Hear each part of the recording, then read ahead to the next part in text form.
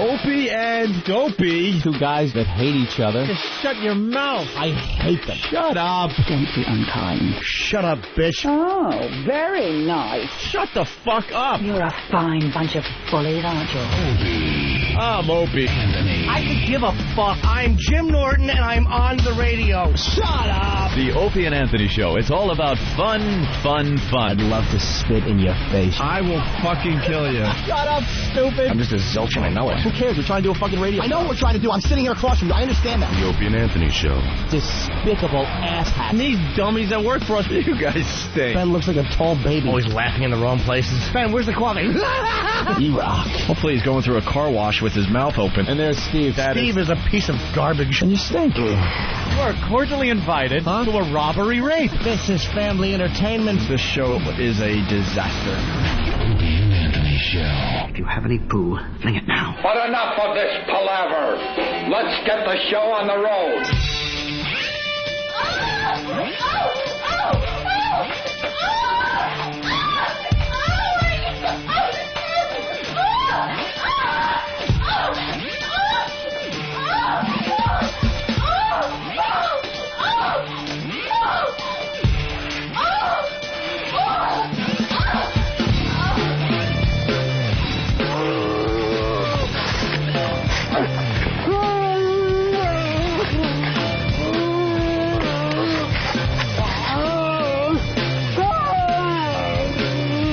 Okay, terrific.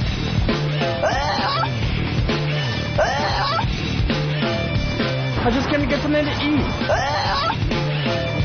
Oh, you like that, don't you, faggot? I wish I knew how to quit you. Oh, you like that, don't you, faggot? Let's do it! All right, let's do it. It's Friday. I wish I knew how to quit you.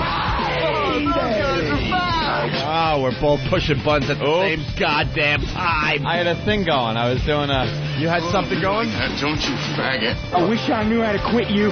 Oh, those guys are fags. Say it was like a triple thing. I know, I'm sorry. It was a little low in the mix. I didn't really hear it, and then I hit this. It's Friday! Friday! It's Friday! And welcome to the Opie and Anthony program on XM Satellite Radio. Hello. The O&A virus spreading across America. Thank you, XM. It was a huge, huge day for XM yesterday. Oh, just huge. It was huge. Huge. XM being featured on The Apprentice, that's a nice hit. Kept me awake. For the company. Kept me awake. Made me watch it. I had to tune in to see Elo on TV. And Lee Abrams. Lee Abrams, who looked really, really high and didn't say much. Donald just looked like he didn't want to deal with Lee. Huh? The Donald looked like he didn't really want to deal with Lee. He doesn't want to be bothered with potheads. You think Like Donald Elo. hangs out with potheads or talks to potheads ever? He doesn't have time for that. Elo looked like a contestant on the show. Yeah, he really did. Elo didn't even look like a real, genuine, like, executive. He looked like a contestant, like they should have, like maybe Donald could have fired him at any moment. I have a feeling there may have been a little meeting behind the scenes. Really? Yeah, Donald Trump is always looking for that executive type. Oh, uh-oh. That young go-getter. Hope we don't lose Elo to the Trump organization. With the perfect hair, the perfect makeup, the Perfect makeup. suit. They put so much makeup on Elo. I was cracking up from the first shot. He had the Ronald Reagan going with the rouge. They did one close-up on him, and he had so much rouge on his cheeks. It was that typical... remember what they used to do to Reagan? They just rosy up his cheeks. They did the same thing to him. He was wearing, like, eyeliner. I don't know what the hell they had on him. Yeah, they were trying to, I don't know. Gussy him up. Yeah, they gussied him up all right. So, the show in general was interesting, I guess. I didn't really get the whole challenge behind this one. And I understand Trump is looking for executives, somebody to hire. Right. For his organization. Hence The Apprentice. Yeah. How does that tie in to writing a song and being able to pick out a talented music artist? I mean, that's like taking a band and then saying, all right, put a presentation together for this car company. You know, you wouldn't know what the fuck you're doing. Yeah, it didn't make sense on a few levels, I guess. And annoying as shit, that woman on the crutches. Just watching her gimp around. Well, she's going to win the whole thing. Just throw her out and get a bitch that can walk. Every time the door opens, here she comes, hobbling through. What happened to her leg? She broke her leg as part of The Apprentice. They were doing some skating thing with the Islanders. A skating thing, and she breaks her leg. She broke her leg. She started The Apprentice this season walking fine. She was fine? And then with one of the things they had to do, she broke her ankle. Oh, so and now she's hobbling around for the rest of the season. They probably told her, look, you'll win, just don't sue us. She's going to win, or the black guy's going to win. I don't know the black guy's name. Black guy was almost out yesterday. I know. Last night, whatever. He fucked up a little bit. Fucked up. But they all fucked up. The whole goal was they split into two teams, obviously. Sorry, Oh, Anthony. no. I'm way too distracted. I'm Yeah. sorry. Let's go to Rob on Long Island, and then we'll get back to what you were saying. Go ahead, Rob. What's going on, guys? Hey, Rob. Hey. Yeah, it might be just me, but didn't Elo look like Christopher Guest last night? Liza Minnelli's ex-husband with all that makeup. Christopher Guest? Not Christopher Guest, David Guest. David Guest. Okay. Or something like that. Christopher Guest Yeah, was in fuck it Spinal out, Tap. All you had to say was Liza Minnelli's ex-husband. No. A little bit. Elo looked fine. It was too much makeup on him. But he just looked like Elo. His hair looked okay. Well, that was the new haircut. And next to Lee Abrams, you know, anyone. Did Lee Abrams even know where he was? No. The mad scientist? Did he say anything? Barely. He barely said a thing. Kind of sat there. And He looked like he was petrified that he was on TV. Yeah, they showed some reaction shots of him just kind of looking up at Trump while he was talking, and he just looked like he didn't know where he was. It's fantastic. I gotta love XM. Jen in Philly. Jen. Hey, boys. How you doing? We're doing Hi. good, Jen. I just wanted to say Elo is hot. I'd do him. Wow, you're an Elo fan, huh? Oh, I never saw a picture of him before. I love him. I think he's adorable. Aw, didn't he look like a little kid in a suit? He did. Can you believe that's like one of our bosses? He did. It was like, my girlfriend was saying, if you take him out of that suit and just put him in like frat wear, Yeah. he just looked like a college kid. He's the young go-getter. He certainly is. I believe he's younger than us. Yeah, absolutely. And he's running the entire company. Yeah, he's the guy. All right. Well, Jen, would you like to have an affair with Elo? He is married. I am married. I couldn't do that. Why not? Why not? Who's looking? Yeah. Who's looking? He's married, you're married, you keep it all on the QT. I was raised Catholic. There's that big guilt factor involved. Ah. Elo, Hey, buddy. you want something for? There he is. You want something for the side there? We're trying to. Do I want something for the side? I could use a throat lozenge right now, actually. What's the matter? Oh, we had a big party here last night. So. Oh, hey. Did you guys have a viewing party? Oh, yeah. You know, that's what you do. You have a viewing party. That's what you do. You have a viewing party, and then we did a show that's on. Actually, it's airing next hour on XM200 all weekend, where we had Jade here and Levi here and some lady from the I can't remember, Stacy, I think it was, from Apprentice season 2 was here, and Lou Brutus interviewed everybody, and we told stories of what actually happened when the cameras were off and what scenes they deleted that it didn't show last night. Right, how they edit it to make it look a little different. Behind the scenes Apprentice. Yes, there you go. And that's going to be on 200 later on this morning? Actually, yeah, it's a 3-hour block. There's an hour interview with Jade, an hour interview with Levi, then there's the After the Apprentice show that actually airs every 3 hours on XM200 this morning all the way through Sunday night. Hey, Elo, I guess the Trumpster was making the rounds on some of the XM channels yesterday. Yes, he was. Besides ours, because as I'm driving home, I'm going through the decades, right? And I hit on the 60s. He was there. And it's Flash Phelps, is that his name? PHP. PHP. Yeah, Flash Phelps. He's, one of these 60s jocks and does the whole act. He's pretty good at doing the whole 60s radio type feel and sound to it. So he's got Trump on, and he's interviewing Trump. And I guess one thing he does is inducts people into, like, this little club he's got. Yes, the Flash PHP Club. The PHP Club, and you got to recite this little thing. Yeah. And Trump agrees to it, not knowing that this fucking pledge goes on forever. It goes on forever. So Trump starts out with a good sense of humor, and he starts going, and then it just kept going on and on and on, and then he's supposed to make some wacky sound at the end, and Trump didn't do it. So finally, at the end of this thing, Flash goes, well, Mr. Trump, thank you for being here. He goes, well, thank you for having me. And then you hear, like, they didn't turn the mic off, and you hear Trump go, oh, that was a rough one.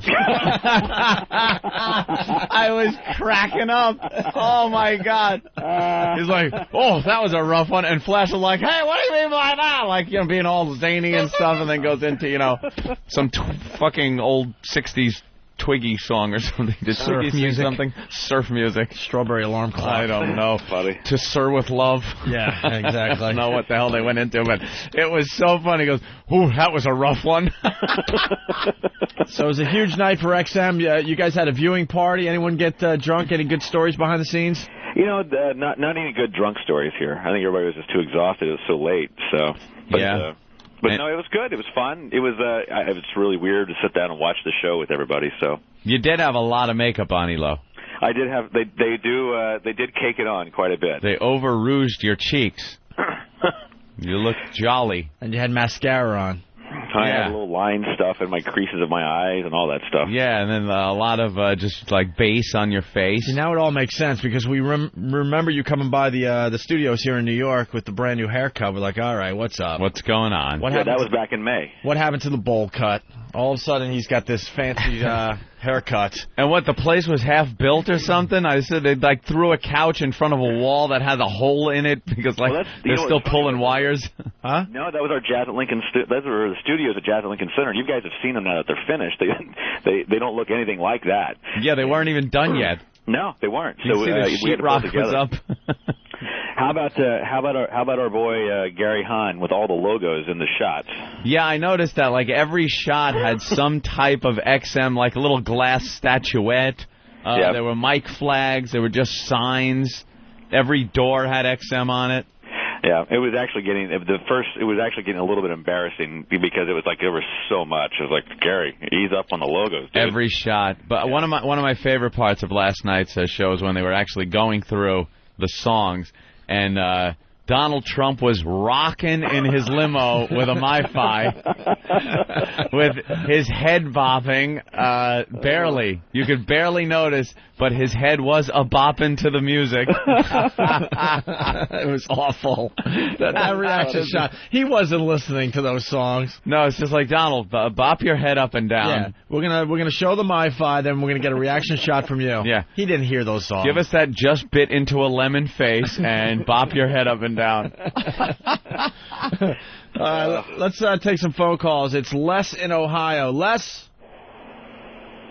come on. Yeah. We got a good energy going. Let's go. Yeah. You're on the radio. Let's go. Oh, boy. Hey, when did Ron Jeremy come to work for XM? A lot of people were commenting that Lee Abrams looked like Ron Jeremy.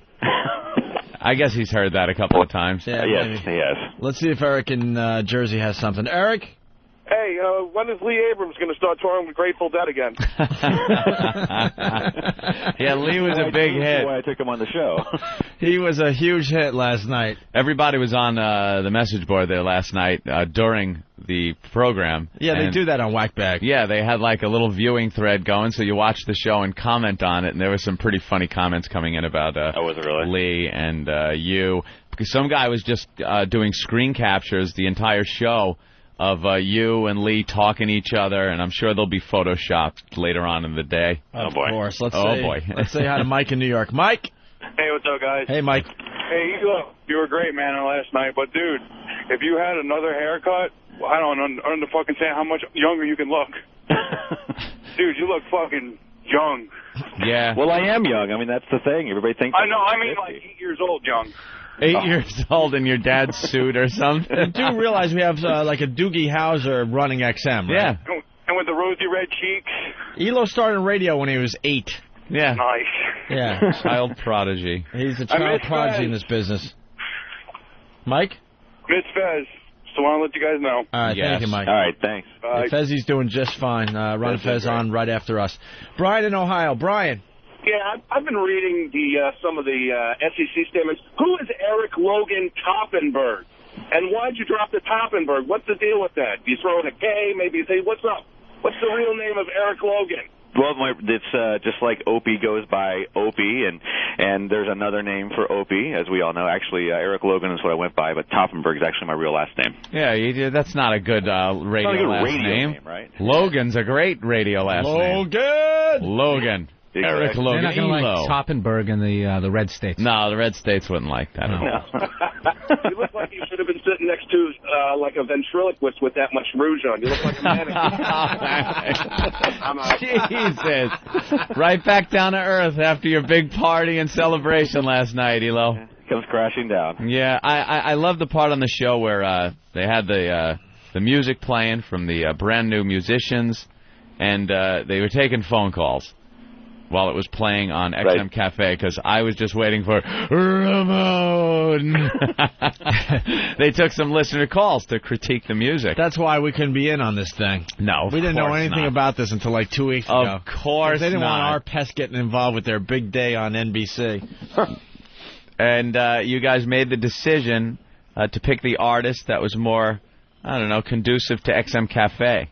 Yeah, and I got to tell you, actually, I was like really dreading the decision, and I was Lisa and I talked about it because it's totally subjective. I mean, some people could agree that it was right or wrong based upon the music, but I got to tell you that when they screwed up the channel lineup, that to me was like, you know, you made a presentation, you have the wrong channel lineup. It's like going to a Pepsi presentation and having Sprite on there or something. Yeah, yeah. I noticed you were a little put off by that. And wasn't that poster itself really cheesy looking? Yeah, it was horrible. It was like some kid's Photoshop project. It was horrible, by the way. Yeah, so your decision was pretty easy. Yeah, it was. And I tell you, I mean, here's something that nobody knows this story yet, but I'll tell you guys. When we were done shooting what they call resolution, where we actually told what team won, we went out in the hall of that room. And when we went out in the hall of that room, they had the losing team, which had Randall and Rebecca and Clay on it. They had come out, and the other team had already gone because they went to the helicopter to go right around Donald. So they came out, and Rebecca's hobbling, you know, on her crutches, and she goes, "Oh, nice to meet you."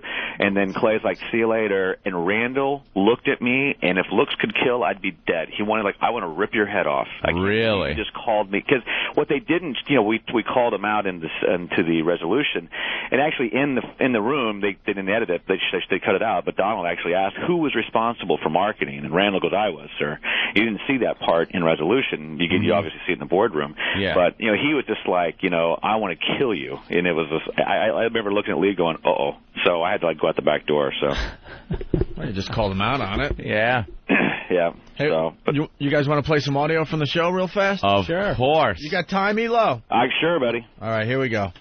Today I want you to develop new talent in another very sexy industry, the radio industry. XM satellite radio has a value of $9.5 billion. Has 150 channels and millions of subscribers. With so many stations, XM is constantly on the lookout for new musical talent to boost its brand. For your next task, you will audition a variety of unsigned singers and then choose the artist you feel has the most talent. Then, you will write an original song and supervise all creative aspects of producing a record.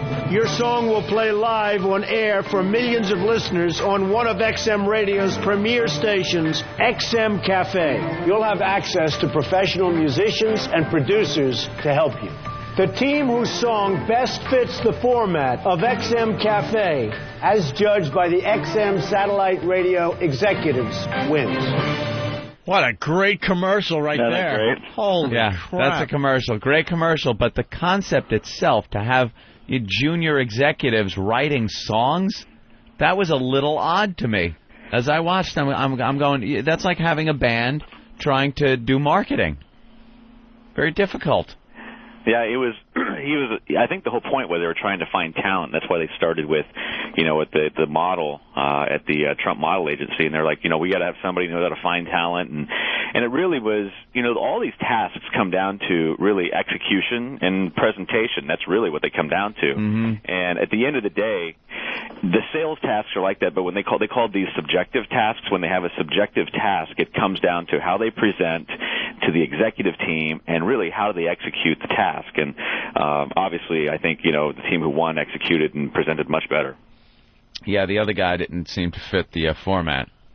No, I mean, they didn't show you before they actually went on the air. They actually performed for us in the room before they actually put them on the radio. But they took that part out. Yeah. And when Levi came in before Jade, Levi came in and they had a keyboard set up in that small room with about a 400-watt speaker. Oh. And it was like right next to Lisa, and it was about the size of a small car. And he was playing this small little keyboard, and all you could hear was the keyboard. I remember looking at Lisa going, the guy can play piano, but I can't hear a word he's saying. And it was just annoying loud. And Carolyn was just like shaking her head and rolling her eyes the entire time. I'm like, this is not good for this guy. Yeah, I like the big presentation. They wanted to have the other guy. What was his name? Jade? Jade. Oh, did they walk in with a grand entrance? Yeah, they wanted this big grand entrance, and the chick there on the crutches wanted to do this big grand entrance for him, kind of talk him up, hype him up, and then just have him in the room. So now you know everything about him, and he makes his grand entrance. And the other guy on the team, Clay, just screwed it up completely. In the middle of her talking and giving him the big talk up, he opens the door and lets him in the room. So now she's like... That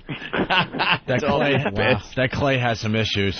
Boy. We get to talk to him later on in the show today. Oh, we do? Oh, yeah. Oh, good, because now I've seen the show, and I could rip him apart. All right, very good. Let's say hi to Bruce the Trucker. Bruce? How you doing, boys? All right, hey, Bruce.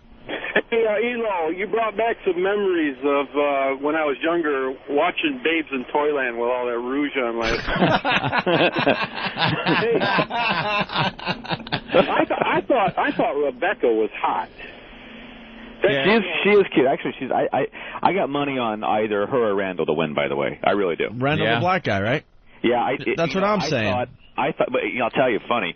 I obviously knew what team lost, and I've known for a while. And if you remember the early part of the season, his grandmother died. Right.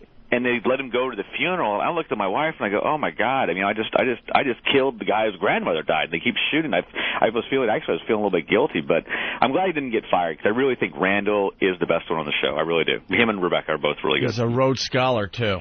He's very smart. You didn't see him present a lot, but I mean, in the meeting that they didn't show, which was actually like the pre-meeting, kind of the meet the executives, he asked amazing questions. I mean, that guy is really, really smart. Right. Okay. Let's say hi to Rich on Long Island. Rich. Yo, what's going on over there? How are you, Rich? Not too bad. Listen, I think you guys keep comparing, the executives trying to pick a band like musicians trying to do a presentation in front of a board meeting. I think what they were trying to do this time was trying to figure out who had the most creativity on the team, because a lot of the time these hard-ass, stupid guys go to college, they have no creativity on their own. Yeah, that's a good point. So I feel like these guys are trying to find the creative aspect on these people, because a lot of times they're bringing different aspects to business presentations. Yeah, see if they have any creativity. Yeah. Elo, do these groups have help writing the song from someone? Yeah, they actually were provided a songwriter, which you didn't see, and obviously a big producer and session musicians. So they came up with a basic song, and then the songwriters took over, basically? Yeah, basically. They kind of said, well, what do you want to say? What's your message? And you saw some of that. And then the songwriters kind of helped them, hone it into whatever they wanted. Yeah, because even though the songs were kind of hokey in general, they had something to them. So I'm like, all right, they're getting help from Sony or somebody. Yeah, and I can't remember the producers in some of this. I mean, I'll tell you, the guy that played drums on, I think it was Jade's track, actually was like Sting's drummer, and he was great. Yeah. So I mean, they were real big time musicians. All right, we got another clip from The Apprentice last night. We meet Elo in this clip. Oh. Right. Good to see you. Great to see you. Great to see you. This is Levi. Levi? Pleasure to meet you. Nice to meet you. Hi, Levi. Pleasure to meet you. I'm Lee. Novi. Lee. No. Eric Logan, Executive Vice President for XM Satellite Radio. How awkward. Executive Vice President. Executive Vice President. Very embarrassing impressive. to introduce yourself. I hate it when you do that in meetings. Go around the table and introduce yourself. It's like, ugh. Executive Vice President. Executive Vice President. He said that a few times in the past. Yeah, he got that out without a glitch. No problem. Kevin in Boston, what's up? Yeah, how are you doing, guys? Good.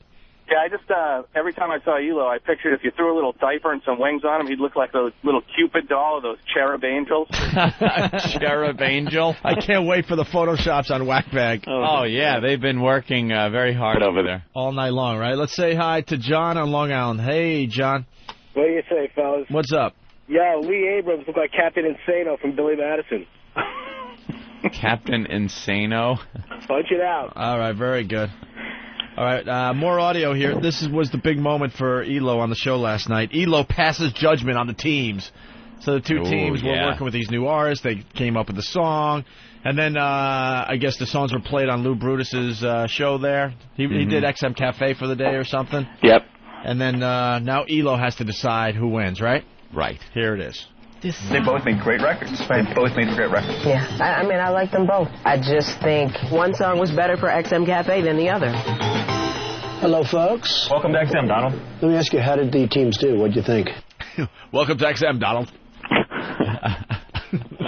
What are you supposed to say? I don't know.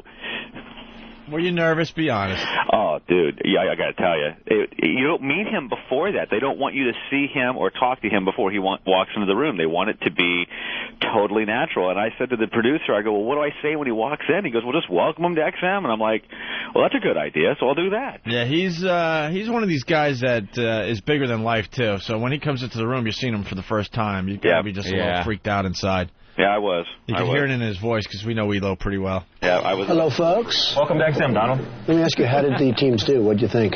I think they did well. I think they produced two really good records. And I think that, there is a clear winner between the two. Oh, really? Yes, there is. Well, we're really excited. We'd love to bring the teams in and let you know our thoughts. I'd love you to do that. Thank you. Great. Bring them in. Very dramatic. What's going to happen? Yeah, I don't know. Go ahead. I'd love to hear this. Capital Edge, I really felt that when you listened to this record, I knew who Levi was. I felt that it fit Cafe very, very well as well. Excel, we thought that the presentation, you had a great story to tell, and we were looking forward to hearing it, and we really weren't quite getting that story from the artist into that song. There was a little bit of a disconnect from a couple of the callers that called in that didn't understand why a record that was produced that way was actually on the Cafe. Who won? The risk that the Excel Corporation took was a big risk by creating a record that may not have been consistent with the musical format of XM Cafe. And they printed the wrong channel number in front of our entire executive team. On the other hand, Capital Edge created a great record. The smartest move that they made was making a record that fit XM Cafe. Clearly, Capital Edge is the winner. Yeah. There you go. Man, you know how to speak. Elo knows how to talk, man. Almost, Elo, almost sounded written down and scripted, one little part of that.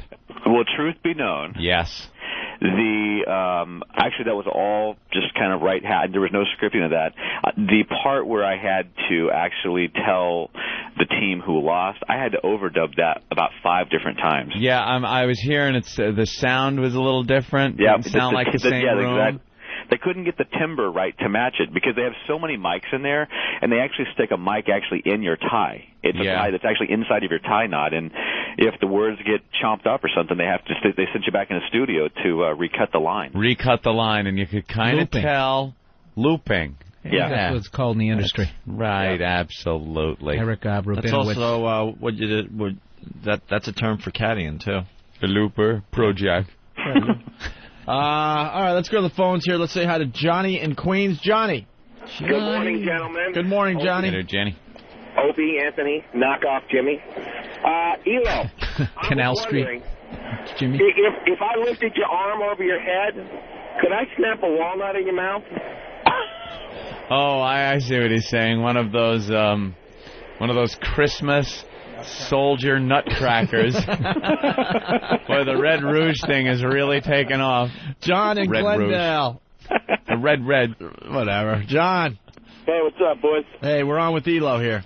Yeah, when I was switching through the channels, I thought I was watching the end of Big. When I saw Elo. Punch it out. You're getting killed, man. Oh, I knew it was coming. You're getting killed. The end of Big. All right, just to wrap up this whole thing, so then they have to go in the boardroom, the losing team, and Clay gets fired. We're going to have Clay on the show a little later on this morning, but here's some audio. Clay, Rebecca told me she couldn't work with you again. Other teammates of yours told me they couldn't work with you again. Allah said it. Adam said it. They were so happy when you left that team. You're supposed to be creative, but no matter which team you're on, all you do is create problems. Clay, you're fired. You're fired. You're fired. You're fired. Elo, you're fired. Yeah. Elo, are you going to be working for Donald Trump in the near future? I don't know. I mean, you never know. I mean, he's a nice guy. He's a smart man. You're going to jump ship, aren't you?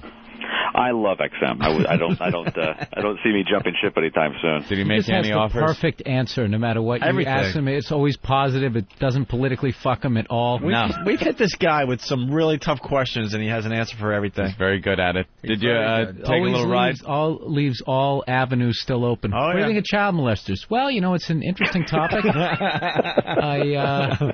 I need to do a little more research before I make an answer. Before I have an opinion, right? Any ride in the chopper there, Elo? No, I wish, though. That would have been hot. No, not riding the chopper. Jeez, you'd think all the guys would have gotten the little ride in the chopper with the Trump. What was the but I did write a nice big long letter to Carolyn and George and sent them radios. And, I was working the Carolyn's at the Trump golf course in Jersey. And by the way, we have a PGA Tour channel. I'm trying to work my way onto the Trump International Golf Course. So. Oh, that would be cool. What was the coolest thing that happened during this whole experience? The coolest thing, probably Donald. Seeing Donald. Just meeting him? Yeah, meeting Donald would be it. That was it. All right, so then when Clay got fired, all these people get the opportunity to talk as they're taking a cab ride back to wherever they live, I guess. Rebecca and Randall don't have any creative bones in their body, and they don't have a chance at all as a team. They are going to lose the next task horribly, especially with Rebecca with a broken ankle. I feel sorry for the three people on Capitol Edge that are left, especially for Adam and Felicia, because they're going to see a different side of life. Because now that I'm gone, Alla doesn't have anybody to pick on, and they're next.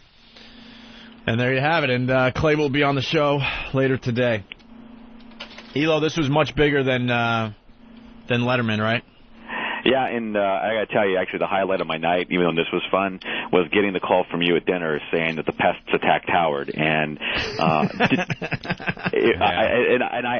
ran. Pull the strings! Pull the strings! Oh my God, I couldn't. I went online and looked at it from the studios here. I was howling. Yeah. Yeah, Howard. Oh my God. Howard was on Letterman last night, and it was a complete bore fest. He did not sell this industry at all.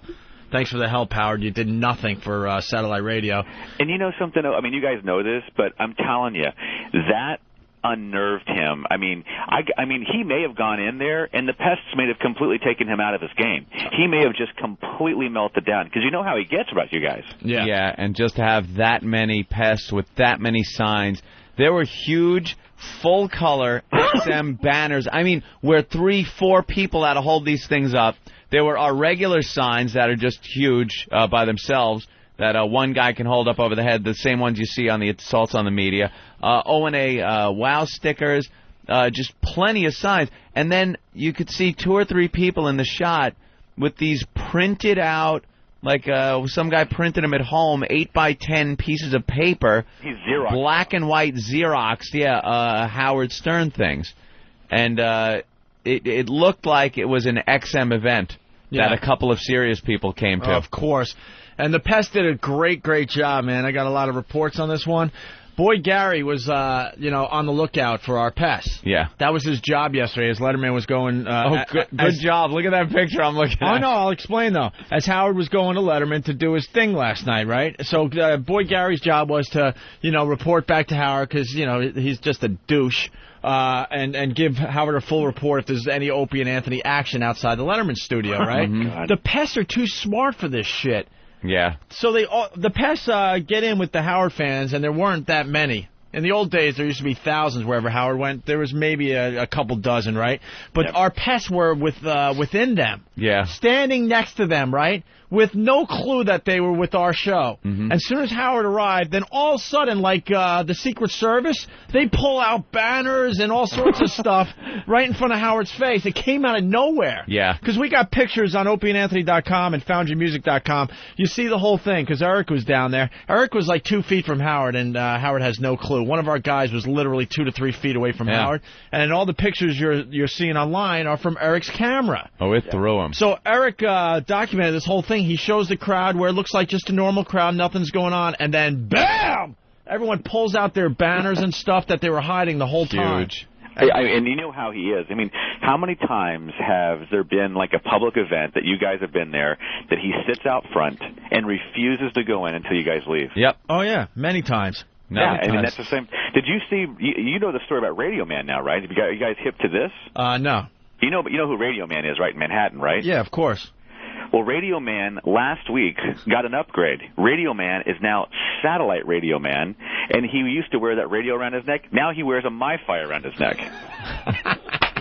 And we've got photos of Radio Man, and it's got XM on his bicycle now, and he goes to all these events as XM Radio Man. Yeah. We got a picture of him up there. Hopefully we're paying him because he needs a few bucks, that guy. This guy's a fixture of New York City. I guess Robin Williams played him in that movie, right? Yeah, he did. Absolutely. What the hell was the name of that movie again? Mrs. Doubtfire? No, help me out for once. Yes? Yes, Kevin? Patch Adams. The Fisher King? Thank you, yes. The Fisher King. The Fisher King. Yeah, he's legendary. That's a chess movie. No. That's Searching for Bobby Fischer. So I do believe we trumped the little doggy company last night. Oh, boy, look at what I'm reading on Instant Feedback. I hear that the jerk from the Phillips file says that wasn't the real Eric Logan on The Apprentice last night. You gotta love the little callbacks from the listeners. Okay, Big Ass Member wants in. Big Ass Member. Hey, how you guys doing? All right. We had a great, successful assault. Got to give props to every single one of those pests who kept it top secret. Not posting it anywhere on any message board. Yeah, Elo, this whole thing has gone underground deep. Like, this wasn't posted anywhere, but they had this whole thing planned weeks ago. I mean, when you called me, I was dumbfounded because I had heard nothing about it. Oh, we didn't say a word. We knew it was going down. You know, they got a whole underground thing that's going on. Network, yeah. And wherever he goes, we'll be there, just making his life a living hell. And you know what? You know what's funny? It was funny. Remember the bus tour and all the tours and everything? Yeah. Nothing else about it. You know why? You know why you're not going to hear anything else about it? Because of what happened yesterday. Yeah, he doesn't want to deal with us. He absolutely doesn't want to deal with us. And this underground army's getting even bigger. Even bigger. And, you know, there really isn't this. Everyone thought there'd be this huge push for him by Sirius, and it's just not happening. There was more of a push when they kind of announced that he was signing, where they would take him out with the bus and, you know, big gatherings and stuff. And now it's just, all right, get in there, do your job. There were 36 Good luck. of us, possibly 40 of them. There was 36 Opie and Anthony fans there. They even know the exact number of people that they had for this. Yeah, and a couple of dozen of their guys. So what did he do when he got everybody? We started pulling out the signs that he. Well, there's some great audio. He was really distracted. You could tell he was very distracted, and then he just went inside. And he's a complete phony because CBS in New York was interviewing him, and you could hear clear as day Opie and Anthony just being screened, right? And he turns and goes, "Look, my fans want me." My public, wants me. My public awaits. It's like, no, you ass.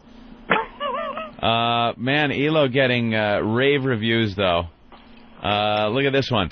If Elo and a Puggle were in the same room, a little girl would not know which one to run to.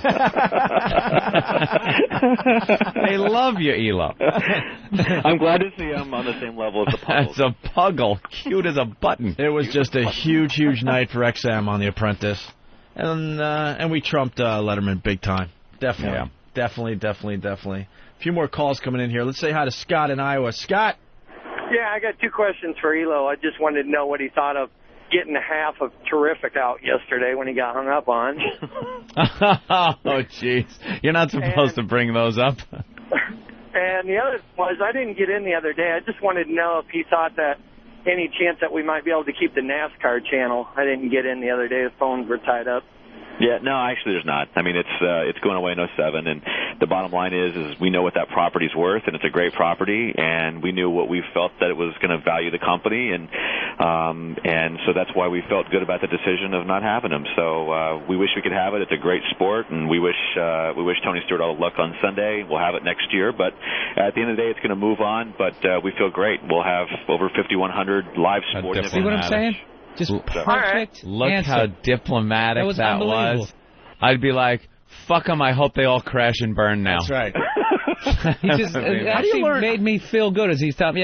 He was basically saying, fuck the NASCAR channel, we're not doing it, and it was... Yeah. How do you learn how to talk like that? I don't know. I hope there's 27 pit fires in the next race. Yeah, someone asked me a question like that, I'd have flop sweat. That invisible flame where you burn. You burn for 20 seconds before anybody realizes you're on fire. The crew's rolling around, you don't know why. That's what I want to see. But no, we're very happy with it. We wish them the best of luck.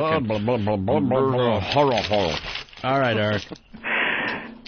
We're not hanging up on you today. Relax. Very good job. And thank you, guys. All right, we'll talk to you later. Bye. All right, there he goes. Eric. My wife has Look how he bailed out. Yeah. Look how he bailed out. We're not hanging up on you. Okay, very good. Bye. He still thought we were going to hang up on him. Vice President of Programming, XM Satellite Radio. He is good, Eric man. Logan. My wife decided to explore options outside of the perimeter of our relationship. Holy matrimony. And you know, we're in a Are we happy about that? No, but... We're accepting and we're moving on. Life is a learning experience, I believe. We're in a good place, and we look forward to a new day. That's underlying tone, you fucking whore. That's how you get to be the Vice President of Programming for XM Satellite Radio. Right. But there's not a twinge of phony. It's like he believes it. Of course. Of course he does. He absolutely believes what he says. Which is why his cheeks stay so rosy. So rosy red. And the slathering of rouge that was on his cheeks. Fucking kabuki girl. Yeah, kabuki, the Nutcracker, a cherub. We'll take our first break. We got No Filter Paul on hold. He was part of that assault last night. We'll get some inside details. How fat did Robin get? Did you see the pictures? Yeah. I'm not even doing it like, hey, she's fat. But, man, you know, she was always kind of a big woman. And then she lost weight at some point. But the pictures last night, oof. Did she get fat? Maybe she is exploring her options. Her caloric options are being explored. We're happy about that. Those are going up. Very happy for her that there is actually more of her now. Would we have liked her to not eaten all the Danish? Yes. Wow, she's a fat This could be an economic boon to the Danish industry. Maybe she's good. Maybe she's in a fat suit. You think she's doing the fat suit expose? I think the fourth she's doing one. The fat suit thing. People treated me horribly, Howard. Shut up, whore. There's something going on in her head that she's got to eat a lot of food. She's covering something up. Look at that ace. Eating a little too much comfort food there, Robin. What's wrong? A little worried? Starting to realize that you really aren't worth shit in this business? You eat a little piece of cake when you feel a little nervous about the move? About the big move? Wow. That is a big that's woman. a big, big woman. God damn. She looks like she should be being brought out by a Black Hawk helicopter in a harness. Isn't she? She's hiding a world of hurt. Come on. It was a food. good fucking hurricane joke. Someone got it out there. Relax. Of course they did. I just like Bill. They got nothing. He kind of smiles. All right, let's... that's not my fight. What, Katrina? Let's take our first break. We'll continue with the Opie and Anthony program in just a bit, but some great pictures on opieandanthony.com and foundrymusic.com as we made Howard look like a complete ass once again last night. You know, I'm starting to get hot. Oh. You know, I'm starting to get hot. Oh, no, I'm going to give up my virginity. I'm a sport. Maybe take a little cock right into my mouth. It must hurt. Maybe taking it in the rear. Maybe bang me up the ass. Patty. That's what they call me. She's a freak. That's what they call me. She's a freak. What do you want me to do? I'm going to be facing the wall. What do you want me to do? I've always wanted a juicy cock. Put it between the boobs. I'm into the TFing. Put it between the boobs. Put it in the pits. Put it in the pits. My favorite oral treat. My favorite eating cock. I'm hungry for a big, fat, juicy cock. After I whack your bag, whack your bag, whack your bag, whack your bag. Shoot your big wad of cum right into my mouth. That's what they call me. She's She's a freak. That's what they call me. Oh, God. After I suck you off, I want you to bang me up the ass. I'm hungry for a hard male cock. Stick your huge cock in my tight ass. That's scaring me. I take it in the rear. I'm a freak. That's what I was taught. I got a big juicy cock from Ben the other day. Oh, I like the bananas. Oh, God. I like the bananas. I'm a freak. I enjoy having sex with a guy. I enjoy something in my mouth. I enjoy cock between the boobs. I enjoy cock in my tight ass. That's what they call me. She's a freak. That's what they call me. She's a freak. And Anthony Show.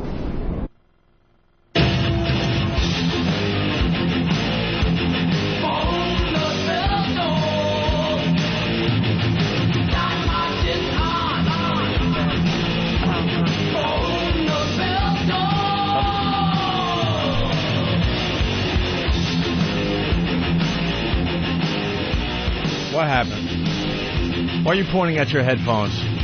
What did I do wrong? There we go. Everything in here smells like plug. Lysol, by the way. Yeah, it's all Lysol'd out. Which is reminding me of the horror. Of yesterday? Of yesterday. That was so nasty. We did a lot of great radio this week. That's the one thing they'll remember, though. I listened to it on the replay, and I was completely disgusted. Like, the smell actually came back. It was stored in my brain, and then as I heard it, the smell came back, and I actually had a vivid memory of the smell of her ass. Was that the worst smell you have smelt? Not in here, no. In this studio? You know something? No, not the worst. Really? The worst smell in here came off of Tippy Tom. Oh, yeah. The other homeless guy. Oh, her yeah. ass was bad. It was, but you know, in reality, it was ass. You know, you've smelt it before. It's just rancid ass. No. Actually, no. I'm You know what, Anthony? You never been on a fucking train or a bus and had some fucking... homeless person take their clothes off and open their ass up on the bus that you can visually see? No, I'm not saying the intensity of it. We've all had a whiff of an ass, but this Let me tell you something. smell that the was... intensity of it was staggering, literally staggering. Of course. But it was a smell that you had smelt before. It's rank ass. It's cranky ass. No, we should have had a dog come in and smell it. I swear to God, it would have. Yeah. Done a little dog sneeze. You could tell the smell was in the ass category, but yeah, I'm just saying it had its own thing going on. When man. Tippy Tom comes in here, it's everything like it's a soup. It's a stew of those smells: ass, armpit, crotch, feet. Lice head, gangrene. Yeah, some diseases. It's breath, gum problem, gingivitis. It's been a while. Diarrhea. Put it this way: it's been a while since I've left this studio wondering, like, what happened to my entertainment career? Yeah. Yesterday was one of those days. Was this the track that I initially wanted to go down? Didn't I used to fantasize of accepting an Oscar for best lead redhead in a fucking movie? And how did I end up reacting to now, the why smell am I a German porn star? In this moment. Yeah. Why am I in this moment? Yeah. Fast forward, you're a German porn star. I literally did. I was trying to put it together. Okay, I got on the Chappelle Show. Things were going good. Yeah. Went on a tour. Came in here, sat in. Isn't this just like being on the Chappelle Show? And then what happened? Did okay. Yeah. What happened? What happened to Chappelle Bill Show Burr? was we made up stuff. There was people pretending to be homeless. Right. It wasn't real homeless. Yes, that's the beauty of this show. It was a great bit yesterday. It was awesome. There was no beauty. And a lot of people thought it was you smelling the ass because we had two Bills going on. Yeah, I was trying Bill Burr, obviously filling in for Jim Norton, and then we have Crazy Bill, our intern. Crazy Bill, just does crazy shit. We love when he smells stuff. Matter of fact, we're starting a new bit. We're not sure how it's going to work, but make Bill puke because you got to have make intern Bill puke. Make intern Bill puke because. People think it was me yesterday, like, dude, you took one for the team. I can't take credit for that. Because it's been disappointing. You know, Crazy Bill has smelled Big A's breath, who's here today, by the way, Starker Patty's armpits, and now the hooker's ass. And we get a reaction, but not the reaction we're hoping for, considering the smell that we smelled like 10, 15 feet away. So now we're obsessed with making Bill puke. Yes. We got to make that happen. He's more of a joke writer. But basically, the hooker was just completely naked, on her belly, spread her cheeks, and intern Bill, crazy Bill, was what, an inch away? Because it wasn't good enough when he was about a foot away. Yeah, and he was tried 6 inches away. And he then tried we're like, at 1 come foot on. away. We're like, no, unacceptable. Yeah. It was like he was testing a glass of wine. Right. Yeah, you got to get your nose right in there. Yeah. And there are people right now that have not heard the show yet. This is the first day. Look what you missed yesterday. It was unbelievable. It's horrific. But anyway, you guys are right. The whole place smells like Lysol because of that. That's all right, though. Not really, man. This microphone. No, Lysol reminds me that of was the in here, smell yeah. it was trying to overpower. Yeah. You've ruined that product for me. We're going to have to get some other air freshener. All right, we got lots of show to do today. Let's say hi to No Filter Paul. No Filter Paul, by the way, in the lead for the Assault on the Media contest for November. And half the month is already over. What's up, Paul? Hey, how you doing, boys? All right. Did you guys saw all that craziness yesterday? Yeah, you guys, I got to tell you, I was watching CBS News at, I think it was 5 o'clock. Right. Here in New York. I knew the assault was coming. You had, what, like 20 guys attack the reporter? Yeah, it was about 25, actually. They cut us off pretty quickly. They cut away from that scene really quick. And you guys accomplished your job because you threw them off their game and they never came back to do the live shot, to do the wrap-up. Yeah, the woman actually said to us, you guys can leave now. They've told us they're not coming back to us, and they just put the camera in the truck. Oh, really? Yeah. You guys know you just missed, right? Oh, yeah. They cut us off pretty quick. Yeah. missed. This reporter was doing a story outside the Letterman studio last night, and these guys came running from all directions, screaming and yelling, Opie and Anthony. Were you that far away that you couldn't get in the shot sooner? Yeah, pretty much. We had to hide because we were like all in alcoves. You know, there was like 3 or 4 sections. 3 or 4? Yeah, sorry. All right, 2 or 4. Yeah, we were just hidden all over the place, and we got the word on the live shot, and we just ran from all different directions. And did you see High Pitch Idiot there? In the background, he was waving, and we just came in and crushed his spot completely. High Pitch Eric, who's been trying to become part of this show for many, many years? Yes, I did see him. Here's the audio. Like I said, you guys just missed. The video's pretty funny, though. It's up on the websites. Well, Howard Stern just left the building here after taping the Late Show with David Letterman that will air tonight. But, of course, before he went inside, he took some time to talk to CBS, too. You could tell they were coming, you know what I mean? And they got really close. If she went on for one more second, it would have been some unbelievable TV. You guys, like, I was at home like, just missed. Huge stampede behind her. It was a huge stampede. All these pests coming from all directions as she's trying to do her stupid job. It still made me laugh really hard because they had banners and bumper stickers and like I said, they were coming from all directions, getting louder and louder as they were getting closer. So, way to go, Paul. Did you see that they edited out the crowd of pests in the actual videotape report, but you managed to see my fat ass jumping up and down in the background? Yeah, really? At one point, yeah. Well, you guys did a great job because you guys were yelling Opie and Anthony and Coward Stern and all that as he's like pointing to his quote fans, going, "Look, my fans." Yeah, and and all you hear is Opie and Anthony, you suck. Yeah, exactly. You got to give Bam credit. He was the one who organized the whole thing. You guys were unbelievable, man. Very covert, very underground. I love this. There's many stages of the O&A Army. There's they have special ops now. They got special ops. Aw, look, some people are upset. Why? When exactly are you on 60 Minutes, Anthony? What did I say? Oh, I forgot. You're not ever going to be there like Howard. Yeah, I'm never going to be on 60 Minutes. Yeah, we've never done national TV. Oh, yeah. That's a shame, though. You know something? The guy's right. It's big news that he's going over to satellite radio, and he gets 60 Minutes. Hey, buddy, why don't you look at some of his television appearances from what is called his heyday, before he went over the hump and is now on the downward spiral of his career. You'll see a lot more people at things like the Letterman appearances, book signings, just him being out in public.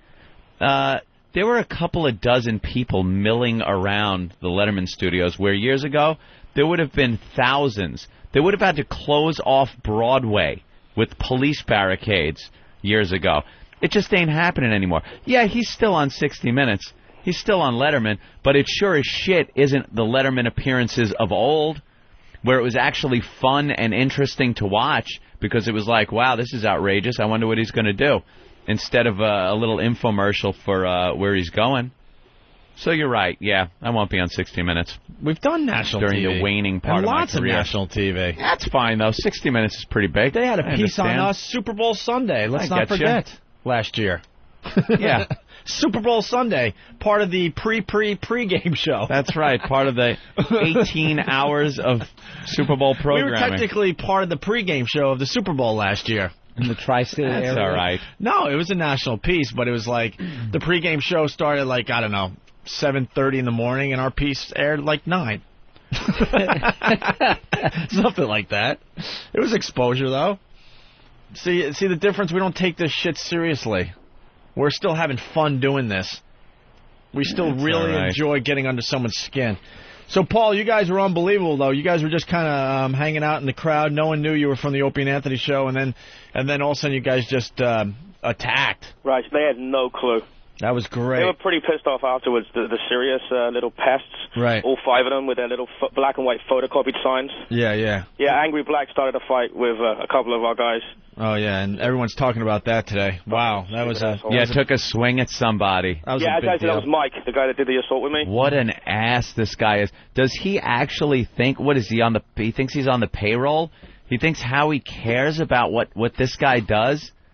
This guy is like throwing punches... Could be taking, getting an assault charge against him. Yeah, and then get fired from Verizon. What a shame. And he just, he works for Verizon. He's one of these hangers-on guys, and he's treating it like he's a member of the show. Yeah. Because he can maybe go to the bar on a Friday and go, hey, you know who I am? Wow, that's big. I'm Angry Coon. And, Jesus. There's another guy in Instant Feedback that just keeps printing 500 million. Great. Yeah, well, I'm glad, we congratulate him. I'm glad you know the motivation behind why he's going to Sirius. Yeah, I think. I'm glad you identified that. 500 million, not a bad payday. How much of that is Angry Black actually getting? Just out of interest. Yeah, I'm sure. He gets maybe a few $100s here and there. So I doubt that. No, I don't think he's getting any. I doubt he gets dime one. Yeah. He's just one of these guys who there were many of years ago. The fanatic fans that used to be there at every event. They're just not... Now you can name them. Now you know them all by name. Yeah, now fast forward to 2005. It took 30 of our pests. Yeah. To make his little Letterman appearance a nightmare. Do you know what 30 people opposing Howard would have happened to back at like his book signing? We'd be in hospital. Movie premiere. You wouldn't even noticed. You wouldn't have noticed, and yeah, they would have just been pummeled. That isn't the way it is anymore. We have the passion, they don't. They're paying $500 million for something that is way past its prime. Look at the pictures, though. I'm going to say it again. We have the passion still. He and his fans don't. The company he works for doesn't have the passion either. They had tiny little print-up signs outside Letterman on like... yeah, good job. It looked like they just copied it was at paper. the office. Look for yourself. You put in a printer. Look for yourself. Go to opieandanthony.com. We had full-color billboards. That's and the kind of support. Signs and we made them look stupid. Man, yesterday. Howard, if that's the support that Sirius is giving you, there's going to be some problems. You're going to have a little bit of trouble there. And this is just the beginning. Simple as this. Wherever he goes, we'll be there. How long before he starts claiming to invent assault on the media and starts saying that, Hyperteric are doing that? No, that's fine. I think people are onto that bullshit, finally. Yeah. All right, Paul, anything else to add? Who there was a couple of XM marketing people down there with some old guy with a bicycle. You guys know anything about that? Oh, that's Radio Man. Right. We were talking about him. Oh, okay. Or Elo was. Yeah, okay. He's XM Radio Man now. Yeah, he's XM Radio Man. And that was better marketing than Sirius did that day. So. Well, that guy goes to every single movie premiere and every single little thing that's a red carpet event that's going on in New York, he shows up to. And now he's advertising XM. Okay. All right, Paul, great job. Okay, and tonight we're all going to the Red Rock West at 7 p.m. for Denise's birthday bash, if anyone gives a shit. Birthday. That's your wife, right? Yeah, well, yeah. As long as there's no black guys there, she'll remain my wife. I thought you would get her a black guy for her birthday. Seems to like them. Yeah, Angry Black. I'm finding out what his fees are. I'm going to give him a call. All right, bro. You're still in the lead for the Assault on the Media contest for November. Thank you, guys. Keep up the good work. All right, there he goes. No filter, Paul. Just absolutely does a lot of great stuff for the show. Mike in Queens, what's up? Yeah, I was part of the assault last night, too. Paul missed a couple of things. Chester's Ashes mentioned that the assault actually looked like, do you ever see the end scene of Midnight Run when De Niro yells in the mic, Serrano's got the this, Serrano's got the this, and then everybody just came out of everywhere. I got the wow sticker in on the right side of the screen, so it made it in. Yeah, it was great. Like I said, if she went another second or two, it would have been just complete mayhem. You guys were coming from all directions, and a lot of you, and you could hear it. And then she cut off really fast, and they never went back to her because they couldn't go back there. All right. She wasn't happy. Very good, Mike. Thank you so much. Mikey. Yeah. Thanks a lot, all right? Okay, you going to talk about the fight now or what? The fight? Yeah, there's a little skirmish afterwards. Yeah, we talked about it. Yeah, we talked about it. Okay. We don't want to give that douchebag too much time. He's a nobody. Okay. And we made him look stupid, too. Okay. All right. Thanks. Let's go to Dugout Doug. Doug, what's going on, man? Hey, one of the parts that I found really amusing was I was monitoring the Stern Fan Network message board while this was all going on. Yeah. And they were actually claiming an assault on the media for high-pitched Eric. And even their fans called each other out saying, yeah, show what happened 20 seconds after waving to the camera. Right, exactly. It was a little 20 different. O&A fans rushed to the screen. Exactly. No, they did a great job, man. Bam has got to be a new general here. Awesome job setting this up. Well, that'll be up to you guys. I mean, you got special ops and all sorts of stuff. Oh, yeah, we're always Navy working. SEALs. There's other people where there's a bunch of brand new listeners that have no idea about the O&A Army and how a lot of it's underground, and they don't even have an idea that they're called pests. Yeah, it was tough. We had to keep bumping because I got some intel from the inside about the media being there. Yeah. So we wanted to set this up and do it in a way that we couldn't use any of the message boards because we didn't want these Stern fan guys finding out about it. Because we had a problem with Joey Boots all over the place. And so we just took it underground and did it via instant messages, phone conversation, and PMs. And, I mean, we got 30-something guys out of it this time. So next time we want to up the numbers. I hate to make the comparison, but they're kind of like Al-Qaeda now. Al-Qaeda. They're all over the place, but you can't really find them, man. Jesus. They're communicating and... We took it offline for a little bit to see how we could do that way. How can someone join the O&A Army? Now it's one of those things where you got to find one of us and you got to know somebody. Yeah, they're not fucking around. Someone's got to vouch for you. Yeah, we had a couple covers blown because we had some guys sneaking on the inside of our plans. Yeah. So that won't happen again. All right, good. Yeah, you live and learn, right, Doug? Yes, sir. Actually, nothing but props to you guys today. You guys were unbelievable last night. You made him look stupid. Bravo. You made him look foolish. They did a great job editing that news piece, too, if you can check it out. They took out a lot of the background noise. As soon as Howard would stop talking, right, they would cut the background noise so you really couldn't hear a lot of the chants. You could only hear it while he was talking. Right. Well, it's okay. We got great pictures on opieandanthony.com. Oh, he'll get his, boys. Punch it out. All right. And he'll make believe it didn't happen, which just proves, he's just scared of us. That's a fact. We've known that for many, many years. All right. Enough of that, Ant? Enough. Why don't we do some radio?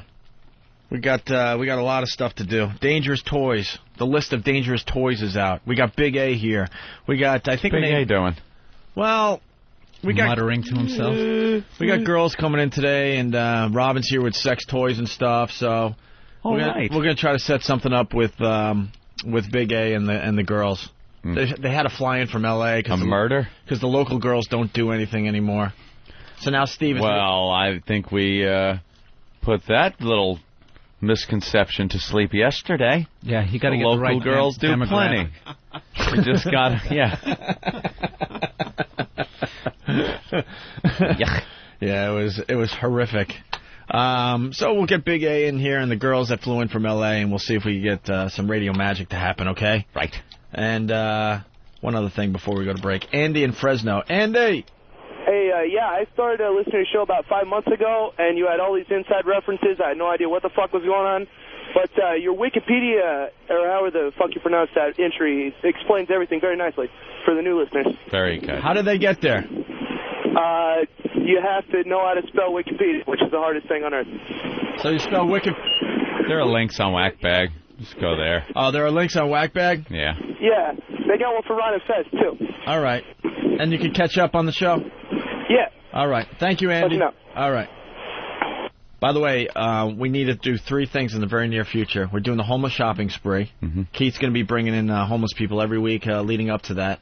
And I think it's going to be, the 3rd week in December? I think we're nailing down a date very, very soon.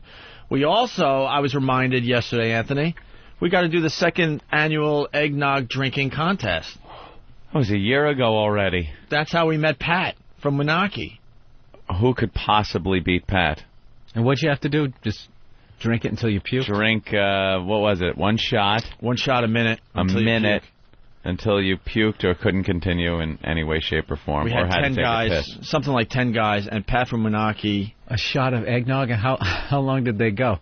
I'm trying to remember. Like, Pat did 70. 70. Where's Pat? What was it? He listens all the time. Give us a quick call before we go to break, Pat.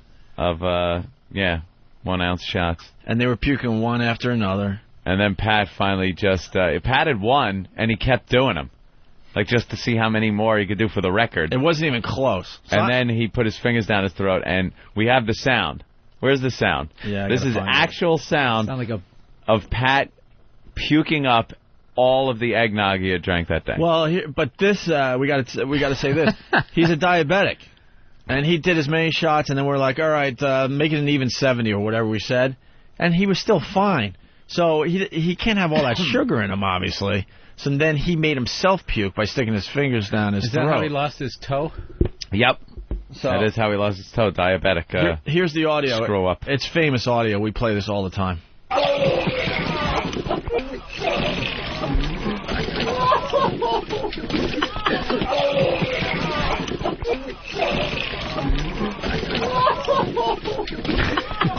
That's all. That was not edited, or that was no. That was all. It's just gallons pouring out of him into a garbage pail.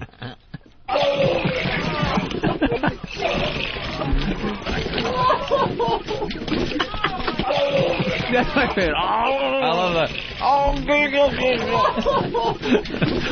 I love the Anthony laugh in that. It's like a sick Popeye. It's so there's something about puking. It's just makes me laugh. It was, and he continued to puke, But that was the best clip we got out of it. He must have puked for like 15 minutes, just over and over and over again until he got it all out. On the line, the reigning champ, Pat from Moonachie. Pat, there he is. Morning, fellas. What's up, Pat? Pat? 'Tis the season. Ha ha ha! Look what a jolly guy he is. And Pat, would you compete this year? I sure would. That's what I drank those 35 extra shots for. 35 extra. What 35 was your extra final shots. tally? How many shots did you do? I don't know. I've been training for my competitive eating endeavors. So, no, I mean last year. How many did you end up doing? Many? Oh, I did 140 ounces. But how many shots was that? Was that 70? Oh, that was 70, yeah. Okay, because they were 2 ounce shots, right? So it was 70 shots. Second place did like 34. Yeah. No one's going to beat Should Pat. a diabetic be a competitive eater, by the way? Why not?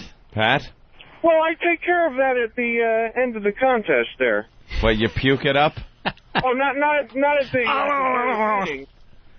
No, they're just, it's only a 10-minute contest, and I don't eat like a day before, and I don't eat like the day after. Oh, okay, so it kind of equals so it out. kind of averages out, yeah. So there's no shock to your system there. You're not going through any sort of extremes with your body. Bill, shut up. Don't ruin it. We don't care. All we care is that he comes in for the 2nd annual eggnog drinking contest. It's not a contest without Pat. Gurgle, gurgle. And I don't think there's a man alive that could beat Pat this year. There's no way. There's no way that you can beat 70. There's no way. Pat could have kept going. We just said, all right, this is getting boring. Let's keep it. Let's just go to 70. Dude, he was a rookie, though. I was pretty much at my limits. I was ready to burst. You were a rookie back then. Now you're a pro. I think you're going to do better than you did last year. I'm betting Pat. Actually, let me think. 70 shots last time. What's the betting line right here? 30 more. Because I think it'll crack 100. Opie's good at encouraging me. 56. That's a weird number. All right. Do you think you could? Do you think you could break 100 shots this year? Never know. That's when the incentives in your contract kick in. That's like making the all-star team. The bonuses. You know, yesterday we threw this thing together as a goof. This year we got to go all out. We have to. Betting line, everything. Divisions. Yeah. Not even, just a betting line. And maybe take this on the road. Maybe to a small arena. In front of the Directors Guild? Maybe just, yeah, exactly. Can you imagine? Across the street? Maybe just I don't know, maybe just a small room. How funny would it be to just set up the contest there? Set it up right in front on the sidewalk, and just, across the street. We announce it out the window, and just have people puking on the sidewalk. That could be or really if he funny. pukes somewhere else. You got the guy who comes in second has to take the bucket of puke and go over there and knock on the door, and as the guy looks, you just throw it. You know, you do that Cool Hand Luke challenge with the hard-boiled eggs. Yep. Yeah. Get mad at them eggs. Yeah, no, it's the eggnog thing. But I think we should find maybe a small club to do this in, and just invite maybe 20, 25 listeners. A very special ticket, Anthony. And then we'll see what happens next year. Maybe we expand it a little bit. No? Yeah. Why not? Sounds good. Instead of just having it in the studio. All right, Pat, we're going to set this up in the very near future. We don't have enough. That's going to be great. We don't have enough puking on the show, Bill. Our greatest puking show ever was the one we did in Boston, by the way. The greatest ever. We had Super Bowl tickets. We had just the tickets. And where was the Super Bowl that year? New Orleans. Was it New Orleans? I think it was New Orleans. Ooh. Okay. And we didn't have a way for you to get there. And we were an East Coast. Just tickets. We were an East Coast show, so a winner was going to be from somewhere from Washington to Boston, let's say. They would have to find their own way. So it wasn't even that special of a prize, but we had 2 tickets to the Super Bowl, right? So we had what was that one called? The Boston Clam chowder. Yeah, the Boston the New England clam chowder eating contest. Oh my God! Oh yeah, it was disgusting. Dude, it was horrific, and we didn't really figure it out ahead of time. Like we thought these guys could eat a few bowls each, no problem. So we're giving them a bowl of chowder filled right to the tippy top, brimming with goodness. And these people were bailing so fast it wasn't even funny. The puking that was going on that day, and then oh dude, it gets a lot better. So then we got a winner, and then we happened to have another pair of tickets.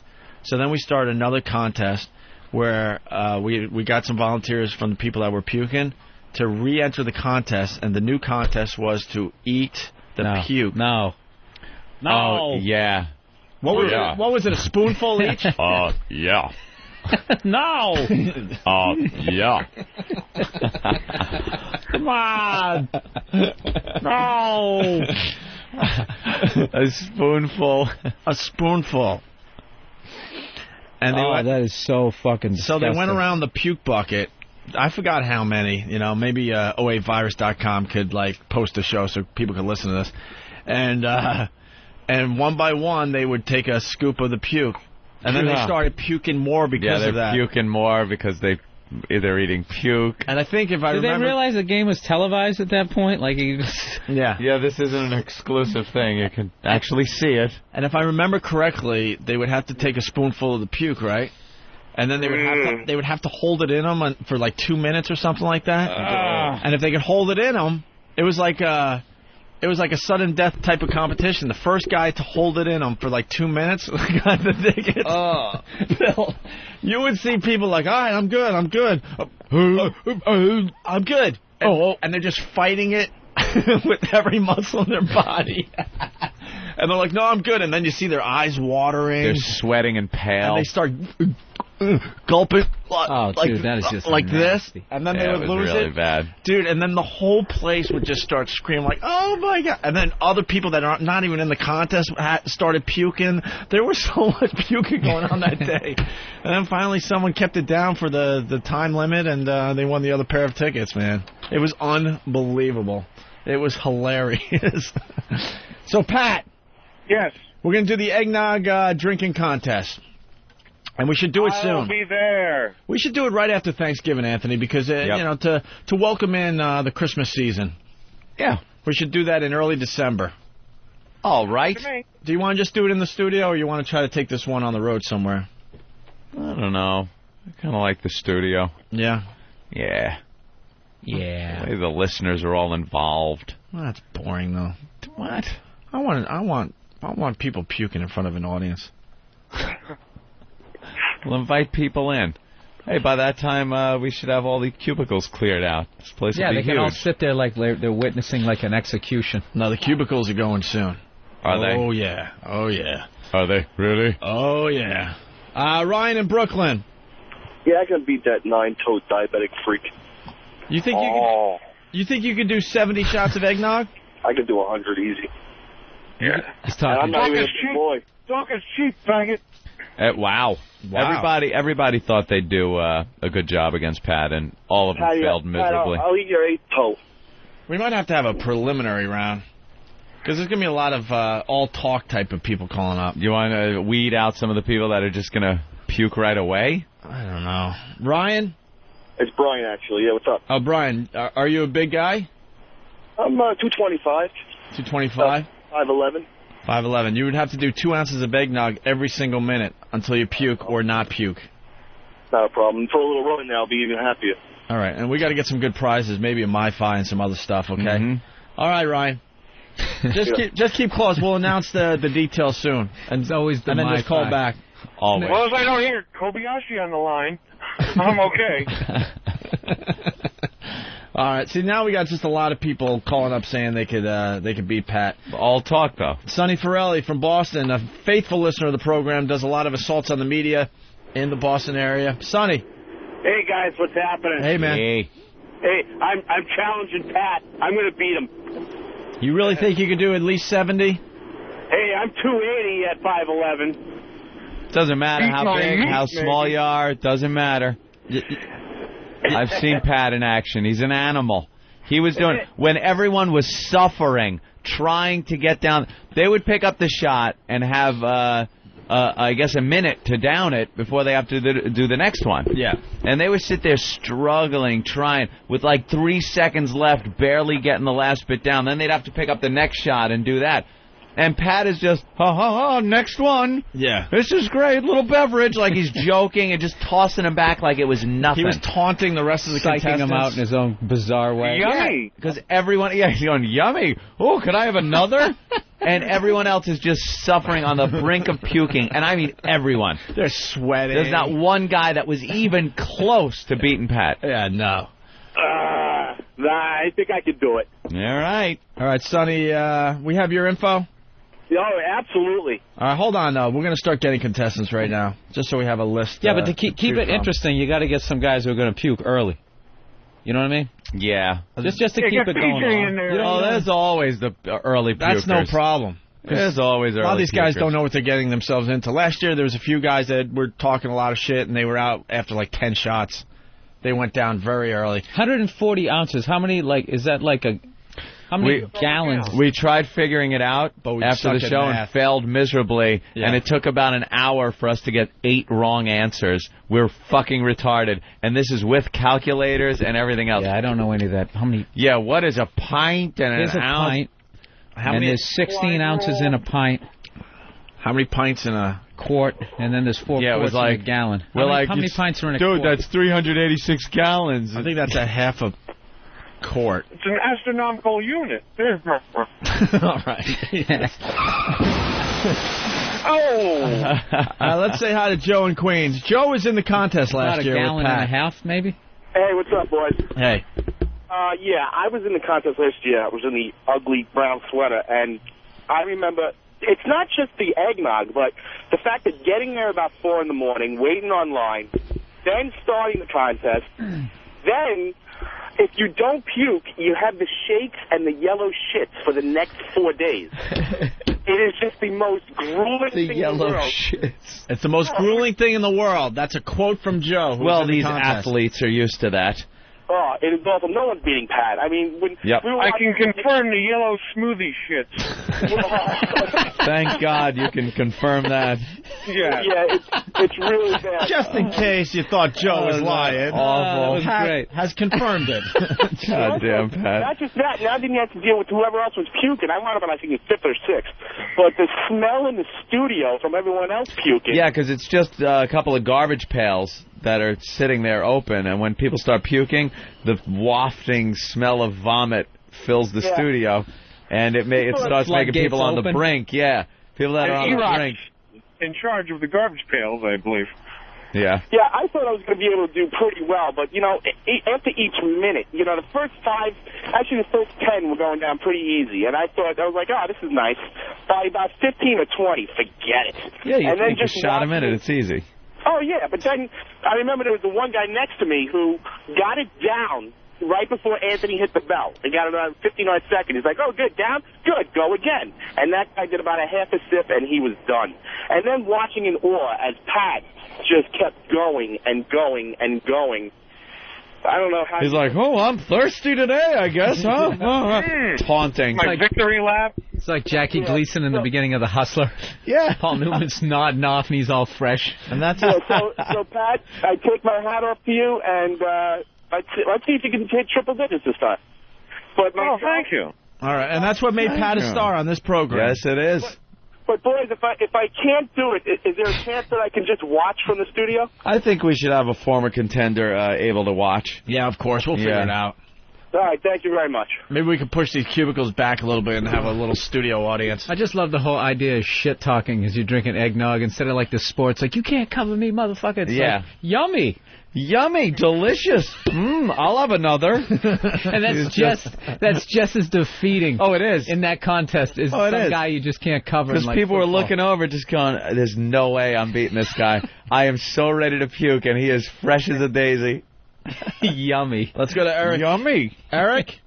Hey, this is Eric from Wisconsin. I don't know if I could beat him, but I sure like to try it. I stand about 6'8", and I'm 726 pounds. From Grenoble, France?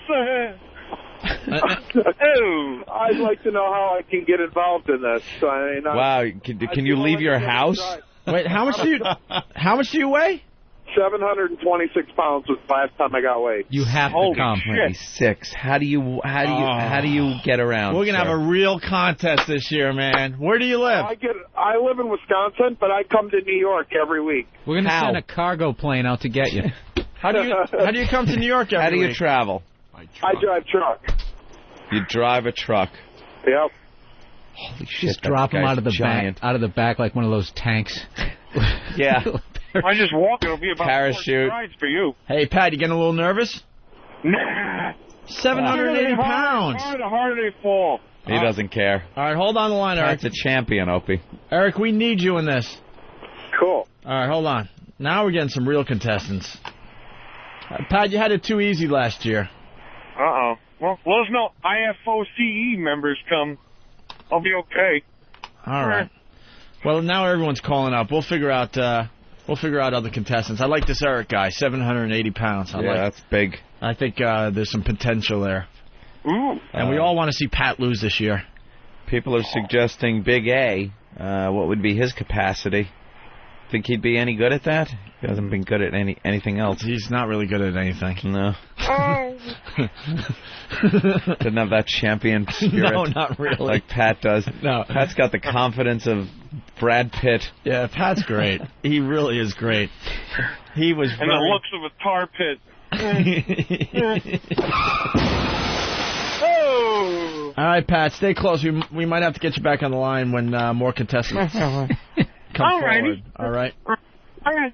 Sometimes he kind of says something that's a little bit funny, but his low self-esteem, he doesn't sell it. No, he doesn't sell it at all. He's just, well, what do you know? Yeah. Everyone has hated me so far in my life. I'll just throw this out and see if it sticks. That's the beauty of Pat. Gotta love him. That's the beauty of Pat. Okay. We're going to step aside for a little bit. Big A is here. And Big Robin Gay? Big A. Oh, Big A. Big A. I thought Big Gay was here, and I was going to say, who's that? Big A. And Robin with her sex toys, waiting for the ladies to wake up from their drug-induced sleep. And we'll continue with the O&A show. Well, we got some audio from the Tonight Show appearance. Opie and Anthony. It's great. They're like the hottest guys on radio. Wow, that's really nice. Really nice. Opie and Anthony show on XM satellite radio. It starts with an O&A plug before headlines. Opie and Anthony show on XM radio. Very nice. Tested. Leno approved. They plugged us like 3 times last night on the show. The Opie and Anthony show. The hottest show there is. Hottest show there is. Wake up, wake up, wake up. Yeah, I'm so tired of waiting for us to wake up, wake up, wake up. Yeah, I'm so sick of waiting for us to make a move. Wake up, wake up, wake up. It was great. Wake the fuck up. This is the Opie and Anthony program on XM satellite radio. Oh, some guy's lactose intolerant and wants to be in the contest. We're trying to move on, but a lot of people really want in on this eggnog drinking contest. Andrew in Ohio. Andrew. Hey, how's it going? Hey, Andrew. I'm lactose intolerant, and I want to try the contest out. How badly lactose intolerant are you, fella? A little bit of ice cream? Yeah, it'll give me the runs and give me the hives, but I'll deal with it. Runs in the hives. Nothing worse than that if you're really heavy. Like, I think everybody gets to a point where if they drink massive amounts of milk, it's just, oof. Yeah, it's disgusting. That's what happens. If I drink too much milk, it gets to where you get that sweats, and you feel like a knife jabbing at your lower abdomen, and even the back of your thighs start hurting. And you know you're ready to go. You're ready to go. Your tongue feels like it's covered in paste. You can't think of anything else. It's all consuming that you just need a toilet. Yeah, that'll be me. All right, we'll get your info. We're going to try to pick the best contestants to take on Pat this year. And we want to do this within the next, 2 or 3 weeks. Chris in Delaware. Chris. Yo, what's going on, you guys? Hey. I'm 400 fucking pounds.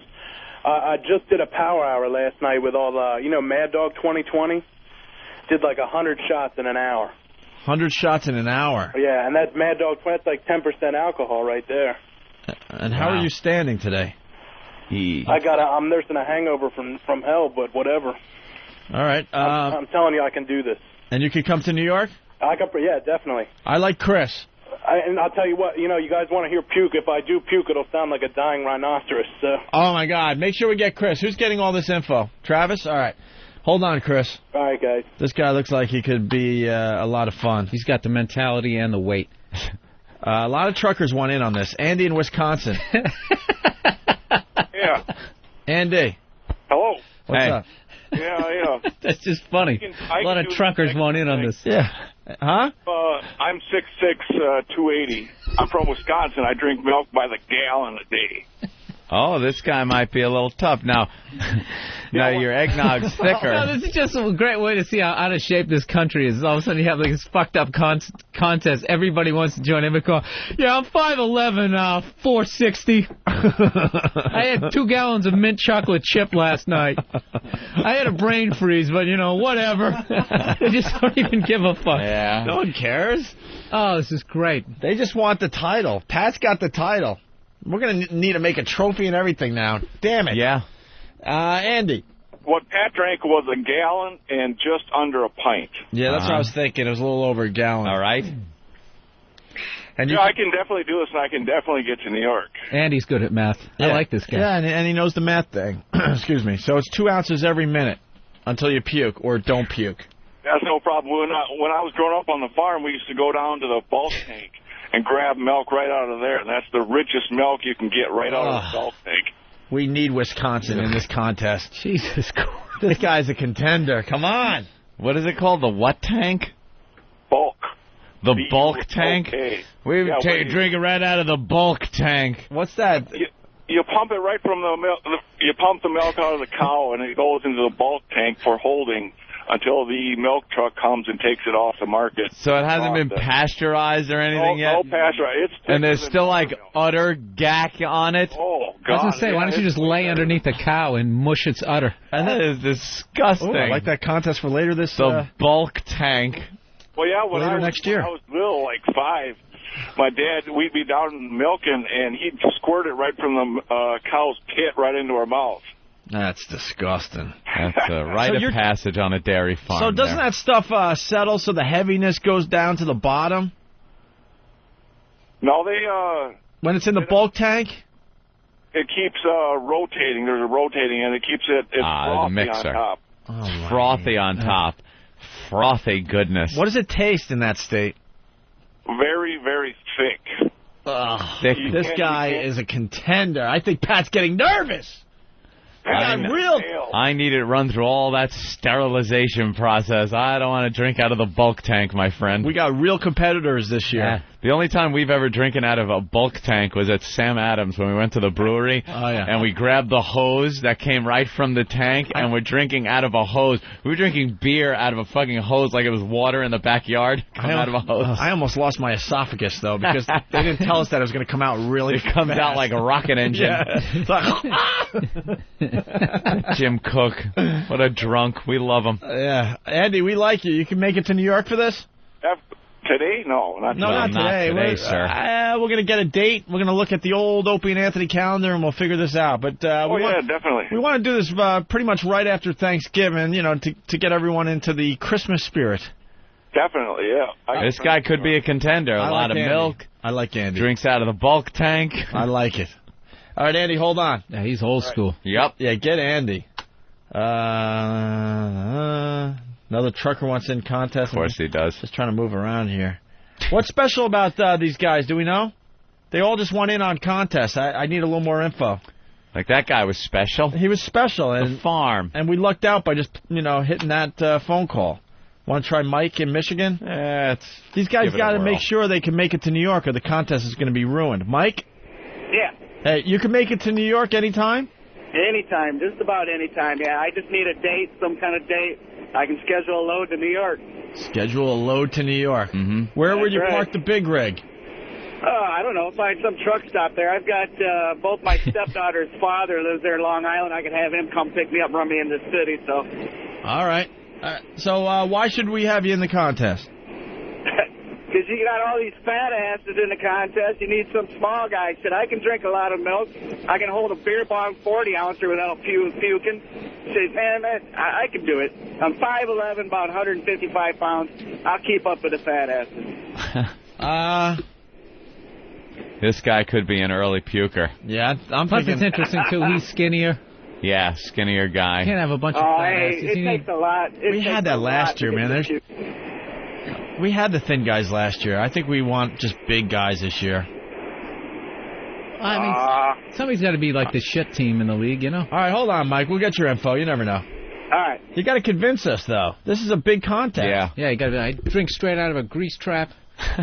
See, here's a guy that's going to explain why he should be in the contest. Brendan from New York. Hey, guys. How you doing? Go ahead. Well, I think, you're always looking for that token puke guy, right? Yeah. So, I can't really hold liquor. I don't drink, but I can puke pretty easily. And when I do, it's kind of loud, and usually most of the capillaries in my face break. So looks like I have measles. The capillaries in your face? Yeah, when I was in college and, had a few fun nights. Yeah. I'd usually wake up the next day and go, oh, what the hell? Yeah, this guy has piqued our interest, see? This is how you do it. So that's, All right. Hold on the line, Brendan. We like you, too. All right, buddy. We don't know who we're going to pick in the end. We're just trying to get some people here, and then we'll figure it out behind the scenes. Tommy in Brooklyn. Tommy? Hey, good morning, guys. Hey. Yeah, I'm 6'2", 280 pounds. I could pretty much represent, like, the Chinese guy that's at Nathan's. I'll be the smallest guy there. Well, you're 280 pounds, though. Yeah. Well, look at it. You got 700 pounds, a 400-pounder. Pat from Monarchy, how big is he? Nah, you'd still be one of the fat fucks. You would still be one of the bigger ones. I'm not denying that. And you think you could do, last year Pat did 70 shots. I think I could turn it on. I'm a bottomless pit. Mm-hmm. All right. Hold on the line, Tommy. All right, that's it for now, I guess. Yeah, right? We'll take more as time goes on before the contest. We just got to figure out a day. We'll do that very soon. Something that's happening on 202 this weekend. Oh. It's the start of something. we really want to start jazzing up the weekends on this fine channel instead of playing a lot of replays. Jazzing up? Jazzing up. We want to do interesting things. Mm-hmm. And I guess we're going to start with Black Earl. Yeah, because we can only go up from there, I think. If we start low, we aim low, set the bar low, I think the next thing we do is going to look pretty good. I'm hoping. But this Saturday, what time is it going to be? At midnight? Yeah, midnight to 2. Midnight tonight or midnight tomorrow? Midnight Saturday into 2 Sunday morning. Okay, so midnight tomorrow. Mm-hmm. Black Earl, his dream comes true. Here it is. He gets to do his Black Rock Coalition for 2 hours without us goofing on it. You've heard about on this 202.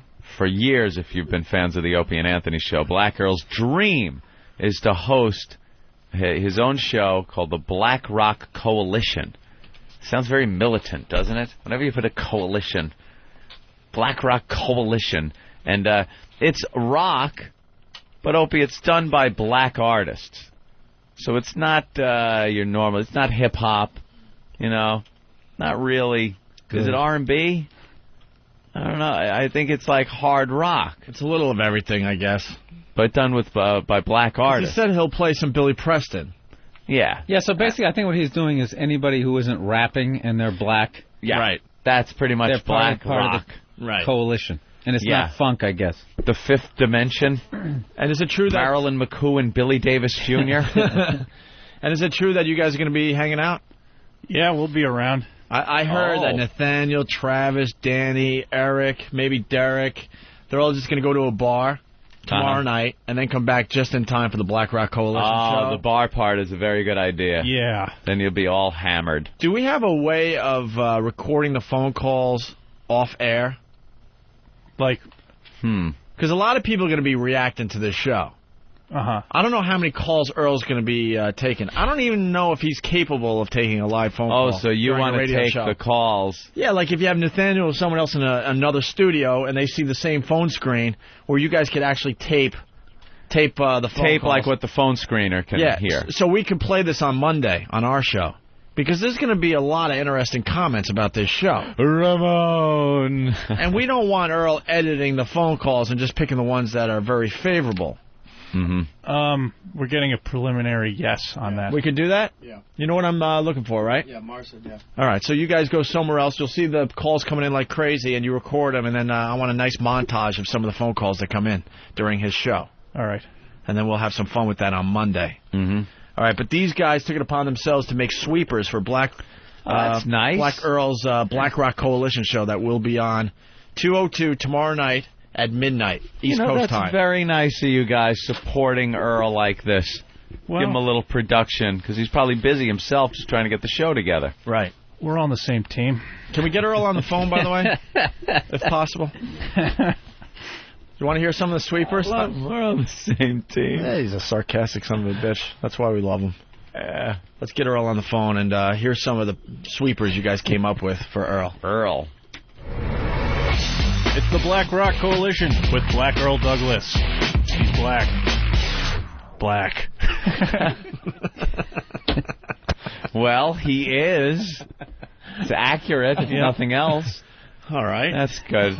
Earl, very busy. He's got Ron and Fez's show to produce, and now he's producing his own program for Saturday night. Yeah. Wow. Attempting to be a radio star himself. Here's another sweeper the boys came up with. It's the Black Rock Coalition. Yay.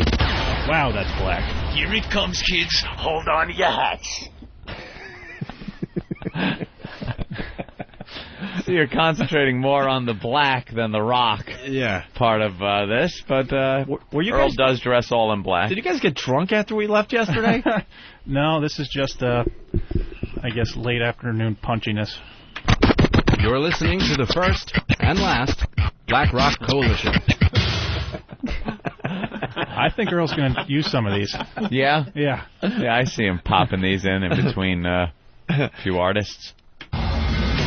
You're listening to the Black Rock Coalition with Black Earl Douglas, where you'll hear music from Fishbone, Living Color, Fishbone, and Seal. Turns out we can't record calls off air? No. Why?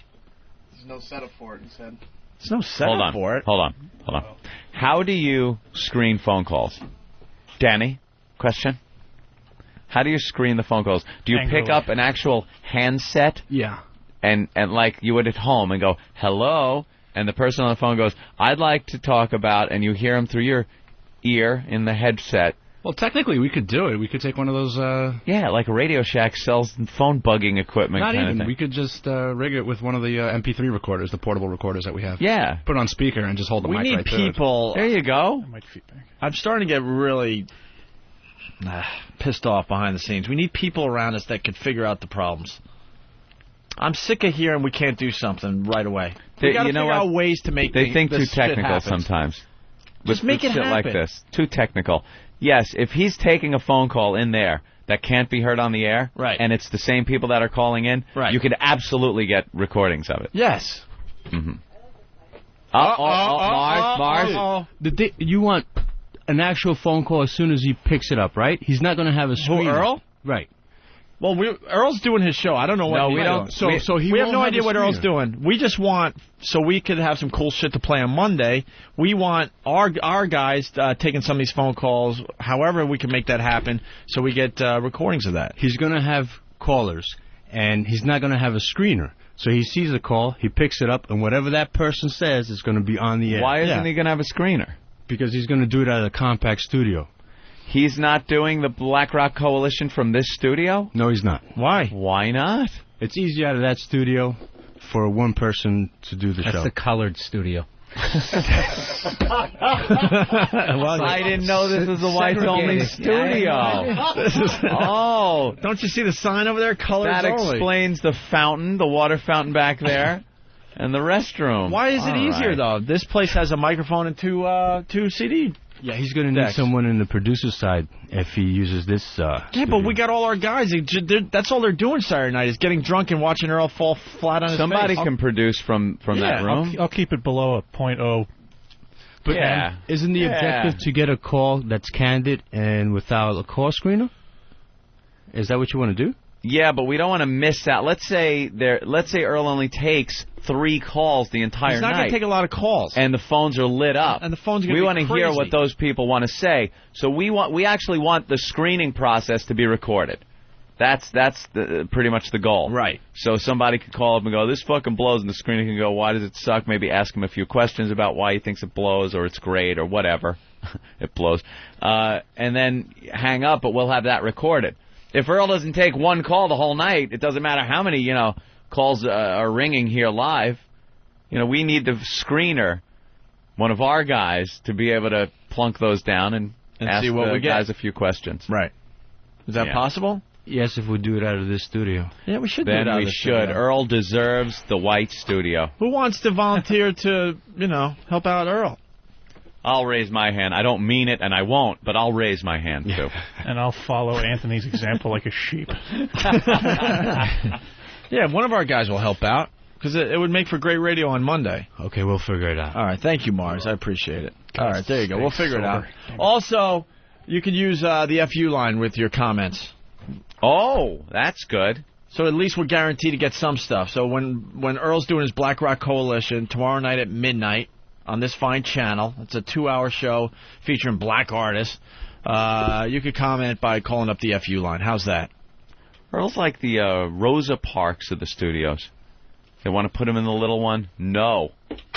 No, I say. He's sitting in Opie's chair. He the refused. whitest guy in the whole room. He refused to give it up to a white DJ. Right. He can sit in my chair. This is famous. Well, Eric, make sure you throw the chair away someday. Black Earl Douglas with the Black Rock Coalition. The music is so rockin', so black. Black as melted midnight. Hello, this is Earl. Melted midnight. You guys are killing My, him, man. that is black. Isn't it? He's taking this very serious. He is. This is years in the making, people. I can't stress to you enough how long this has been Earl's dream. He brought it up to everybody over at WNEW, and I mean everybody, from the lowly intern to the top dog at the time, Ken Stevens, the general manager, and everyone in between, everyone on the air. This project is his baby, his dream, and he comes here, and he's finally he is going to get to put it on the air. It's a feel-good story. It certainly is. A man in his dream. Yep. Oh, it's not coming true. It's not going to feel good on Monday. You're listening to the very last Black Rock Coalition. Hello, this is Earl. XM202. I love Earl. Almost like a brother, but, man, this is like a brother or like a brother? Like a brother. Like a brother. But I got to tell you, I've heard a lot of ideas in my time. This is the worst radio idea ever. It has to be said. There's just not enough black artists. It's so niche. It's so niche that even XM won't touch it. Right. On the bright side, he's really sticking with it. Oh, yeah. Yeah. That's drive, determination. Can I do the White Rapper Coalition? Yeah. Program after that? Feel free. Eminem. And Snow. Vanilla Ice. Snow. Yeah. Beastie Boys. Beastie Boys. You have more artists to choose from than Earl does. And that's said it. Marky Mark. Well, he's almost. Marky Mark, Funky Bunch. Wow, that's about it. You make a great comparison, though, Bill. White Rap Coalition. We should do that, man, as a goof. You want to do it? How funny would that be? And Elo loves it, and it takes off. Then I got to host that. Oh, my God. That garbage. Stole it from Earl. The Black Rock Coalition. So blind people can hate them, too. No, you didn't. All right, well. So those are some first thoughts. They're calling him the Black Rudy. The movie Rudy. He's getting one shot to go out there and show what he's got. It says, the Black Rudy without the football or the urge to really want to succeed. Yeah, let's just and be honest, putting him in garbage time. Yeah, that's what I was going to say. Let's be honest about the Black Rudy. Yes, it's the fourth quarter, and it's 100-8. Get in there, Earl, and give it your all. Rudy. It's a minute left in the game. Have fun. Here's your dream.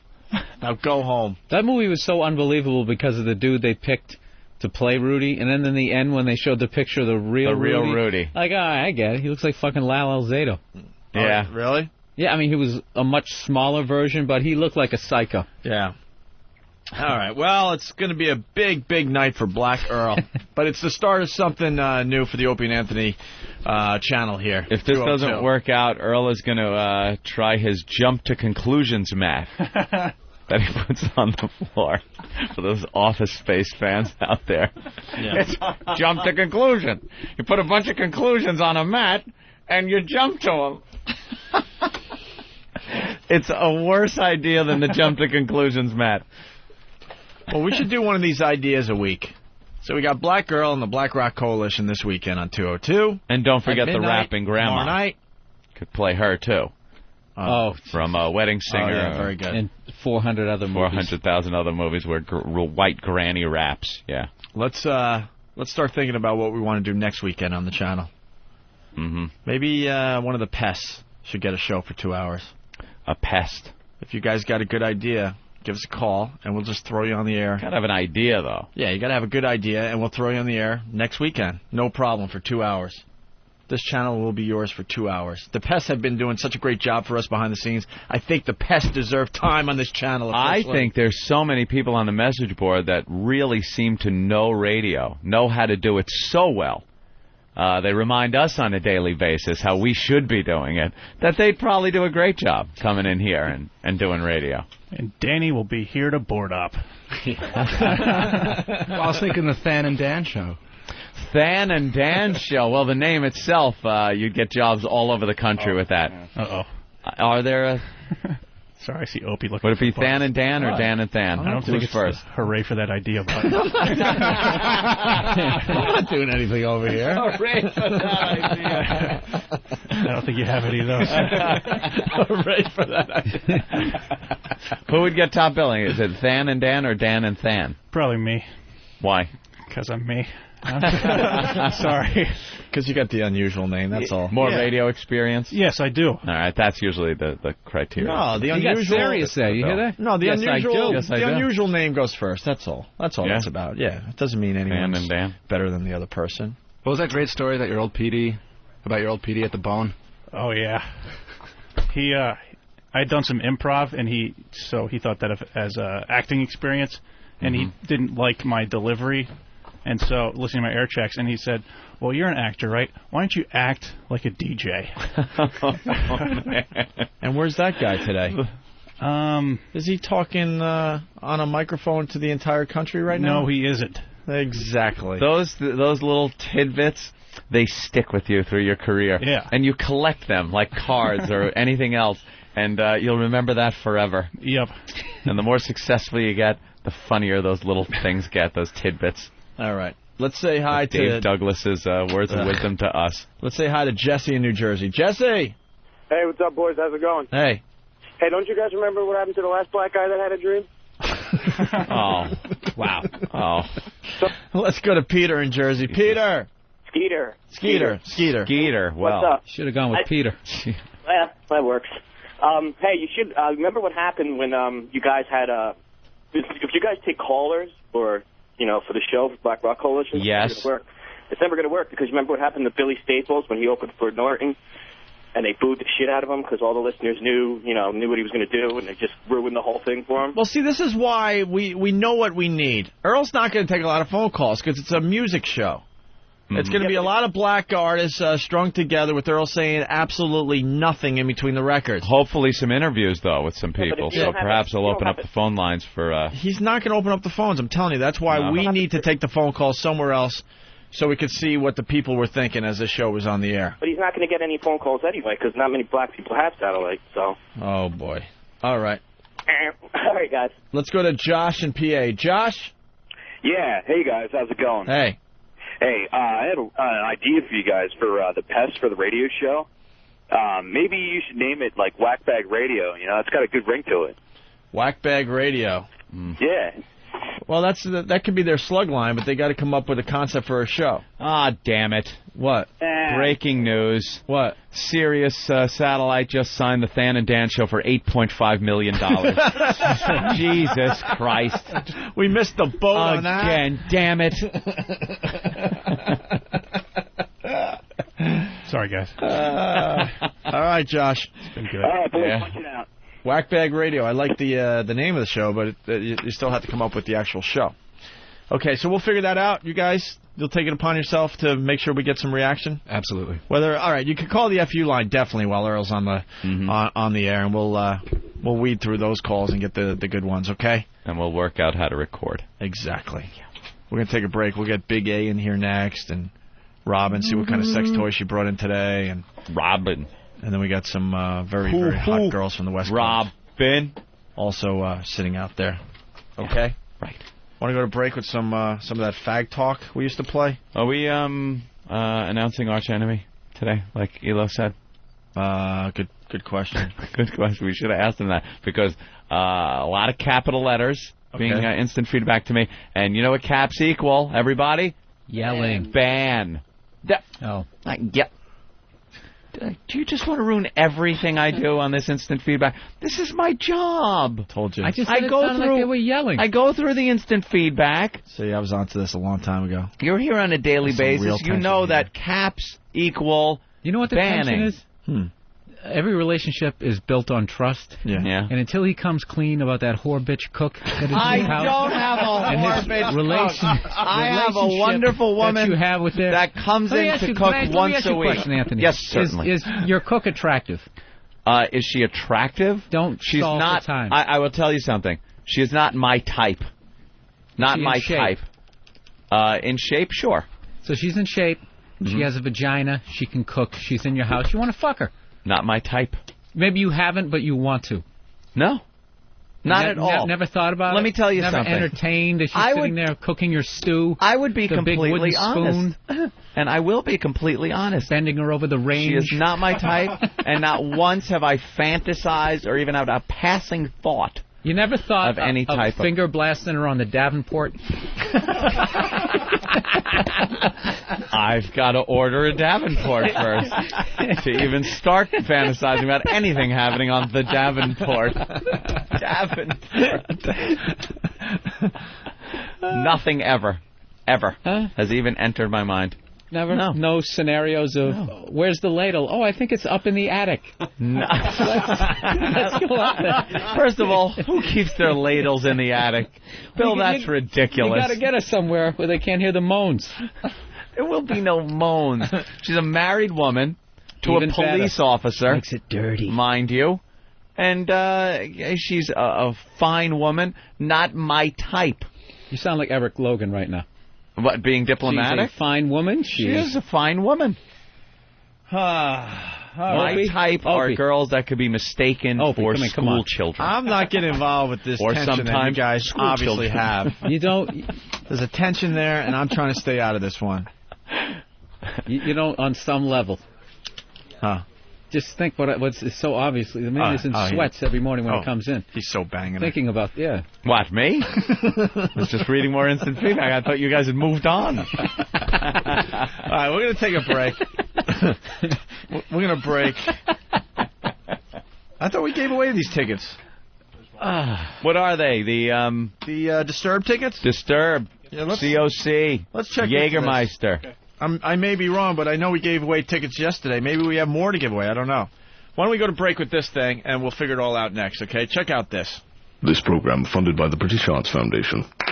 Hello and welcome to Fag Talk, the show where we talk about fags, or as they call them in America, cigarettes. We have Bob the Fagman with a very special box of very special fags today. Yes, indeed, we have a big box of big fags. They call them cigars in America. Yes. Around the world, of course. But we like to call them big fat fags. That's right. The nice thing about big fat fags is they're more specialised. You know, you don't just find them lying about wherever. Right. But you go to a special shop, and they're all there. They all sort of hang out and all. Kind of a fag shop. Sort of like there's like on display, and you go through and you look and you smell and you taste and you see which fag you want. Which fag is for you? Which fits you nice, right in your mouth in a big way. Right. Or a smaller fag that might just slip right in your feel mouth. nice. Yeah. Right. Anyway, it's wonderful, Bob. Again, this has been a tremendous and very educational program. And that box of fags is for you. Oh, no, I couldn't accept. big Oh, fat fags look at those beautiful fags. We'll all share in them after the show. Thank you so much, Bob, for being here. And join us again next time right here on Fag Talk.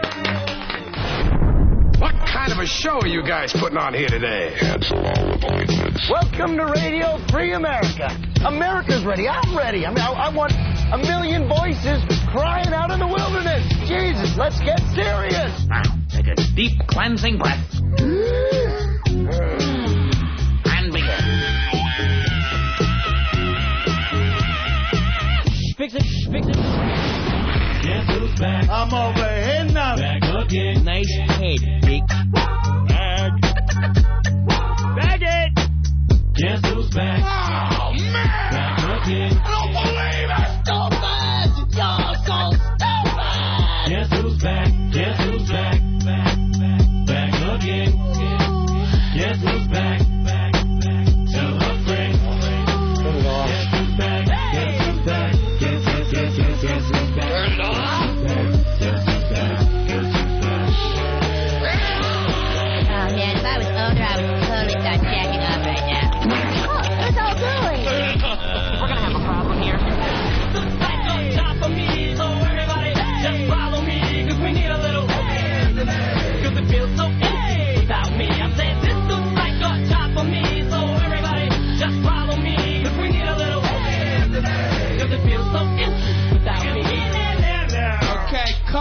Here we go. Hold your ears, folks. It's showtime. The Opie and Anthony Show.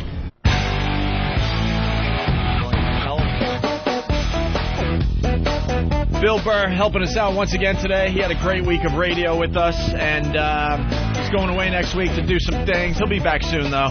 And he's going to be at Rascals in Montclair, New Jersey, Thanksgiving weekend. So Friday, Saturday, possibly Sunday. Friday, the Saturday, Wednesday got possibly moved. Sunday. Wednesday got moved. All right, so no Wednesday show. Yeah, no. Rascals, Montclair, New Jersey with Bill Burr. Go out and support him, especially if you're in the area. His new stuff is killing. We got to go right to the phones. Krista, the blind girl. Krista. Yeah, hi. Is Robin in the studio yet? No, she's just kind of hanging outside the studio right now. Okay, because I had this idea for a thing to do on the air. I've been having problems. Hold on a minute. The girl's going to foul up our Opie and Anthony banner? How many of those do we have? How many of those do we have there, Steve? We got a big roll of those Opie and Anthony banners. Oh, we do? Yeah. 3 big rolls of them. 3 big rolls. Well, she says she could go about 15 feet, so... Wow. My God. Wait, what's going on today? Opie, we have a squirter. You know what a squirter is? That sounds like a shooter. It's a girl, yeah. Come on. It's a girl that... That is the gayest ring ever. Do you hear that? Yeah, we hear it every time Steve comes in, and the people in the production studio call him. Travis. Wait, we got a girl to do what? She's a squirter. When she's, when she's ejaculating, it actually flies out. This one actually squirts. Flower actually has done it 15 feet. 15 feet? She just told me. I said, how big of a mess is this going to make? Can she control how far it goes? Gonna have to ask her. I don't know. Was there some guy with like a lab coat and some sort of measuring stick? That's a really good question. Use radar. Safety goggles. Some kind of Probably laser measurement. All right, we got Big A here. Can she try to hit Big A in the face? That's exactly what we were trying to figure out. Oh, wow. He said he's up for it. As long as Big A doesn't touch them, that was the one warning I got from the girls. Please don't let him touch us. Oh, yeah. But we'll hit him in the face. He hears that a lot. These girls will do anything on film, but they're scared that Big A might touch them? Yeah. Isn't that great? Can we paint like a bullseye on Big A's face? Yeah, that's kind of where we were going with it, yeah. All right. Big A, would you go for a bullseye on your face? With the mouth being ground zero? Here's another thing that would be perfect for the iPod download idea. Well, we got to find representation that has a creative mind that could come up with this stuff for us. You see Big A just kind of, yeah. Wait, get Big A in here real like fast. the man has any options in life. No. Oh, he loves this stuff. Look at him. Bring in Big A. Oh, my God, I just pulled up his... bunt. His honeymooner's pants. Holy crap, Big A. Oh, and away we go. Why do you have to pull up your pants so high? Oh, Big A. We're trying to get you girls, man. And your belt is a little askew. Yeah, see, that's you might the need look. a belt loop. There you go. The shirt has to be out. Yeah, see no tuck. See how much nicer that looks? No tuck. Yeah, you don't tuck anymore. Oh. All right. You got to give the illusion that you're slender. Are you losing weight? I'm trying. Yeah, he got a haircut and cleaned himself up. Want to drink some eggnog? You did get yourself a little bit of a haircut. That's all right. Clean yourself up a little bit. There you go. Hawk positioning him. Why are you positioning him? Hold on a What does minute. your hat say? We got so much going on. Krista, hold on a second, okay? Okay. We're definitely going to go to you, and we're going to help you out today, but we have a big star on the line. It's Clay. Hey, good morning, guys. It's Clay from The Apprentice. You got kicked off last night. Oh, no, I didn't get kicked off, buddies. I got fired. You got fired. You got kicked off, buddy. Exactly. Or some of my friends say I got effed last night. So. Effed? Yeah. We like to you say don't think fucked. it was legit? You say effed, we say fucked. Well, yeah. You know, I try not to say that word on anything that's going to broadcast out to the whole world. Well, it's XM satellite radio. That's one of the perks we got here on satellite. No regulations. So, what did you think about last night's episode, guys? It was all right. Yeah. Our company was featured prominently, and that was exciting for all of us. Our boss, Eric Logan, did a great job. Uh-oh. You don't like the Elo, though, right? No, actually, he did a great job. I actually love the XM stuff. I love the new little XM to go thing. I wish we would have gotten to keep those. We got to play with a couple of them for the 3 days. They didn't even let you keep them? They didn't even let you keep them? No, they took them up real quick, and we were like, no, these are fun. Yeah, so, it's going to be the item this Christmas season. You watch. I think so. I think it's going to be the replacement. If it was a little bit smaller and the earphones were more comfortable, it'd be the replacement for the iPod. Did you think Eric Logan was cute? You know, at first I did, but, you know, he's a little old for me, so. Old? Yeah. And, you know, I was just listening to y'all's show a little bit. Is this Queer Eye for the Straight Guy or a talk radio show host? It can drift into a different... Explain that. Well, y'all were giving this guy fashion tips going tucked, untucked. put your hair back. Oh, if you saw him, no, Dude, the guy's a fat slob. We were joking. Well, maybe you should send him to this guy Jenny has. Craig instead. We can't help this guy. Well, maybe you should send him to Jenny Craig instead. No, we're going to have a girl that can squirt her own orgasm hack reference. 15 feet and going to squirt him right in the face. Yeah, this guy's going to get squirted in the face, yes, from a porn star, a hot porn star. You know, I would really take a heavy bath after that. Yeah. Yeah, not my thing. Now, I watched you get the boot there last night. Did you watch the whole show? Yes. Great. Have you watched all the shows this season? Opie? Most of them, yeah. Most of them? Of course. Well, you don't come across too well in the show there, Clay. Well, editing, you know, is a bitch. I mean, everyone blames it on the editing now. I'm not going to go there. I'm not going to go No? there because, you know, what it is what it is. You say what you can say, whether they twist your words around or not. You still said it, or it was still said at different times. The things that you didn't see in this task, or actually, you know, the things that you did see in this task, is that I was right about the type of song we should have had for XM Cafe, but Rebecca, who's a big hip-hop R&B fan, wanted to have and turn this guy who looks like Seal and sounds like Seal into, you know, Tommy Lee, I guess, or 50 Cent or something like that. Uh-huh. And that doesn't fit on your XM Cafe station. So regardless of what Randall did of putting the wrong station on there, it was about the artist in the end. And we were told, you know, you didn't use your artist to his fullest ability. And because of that, I got fired. But Clay, no one liked you on the show. Well, you know what? When you're the most creative person there and you speak your mind, you know, I like old Imus over on MSNBC. I'm going to say it like it is. And there's so many people that come on The Apprentice that don't work for themselves and are afraid to buck, I guess, the man. No. They're like, no, I can't go against the world. You know, I can't go, oh, I can't speak up and do it because they think, oh, well, the project manager is going to say this. We'll go along with the project manager so that if they fail, it's their butt down the drain. Do you think your alternative lifestyle might have played a part? You know, I never will know that because it was never said to my face. Yeah. They never showed any of it on camera. No. And so I'll really never know the answer to that question. Well, you came across very bitchy and needy. Well, that's all about, you know, that big E word, which we're not going to use. The E word, what's that? Estrogen? No, the whole editing word. So because, you know, when they're trying to make you look bad to build you up for failure or anything else that way, they've got to make everyone else look good. Kind of like on last week's task where it was for Star Wars.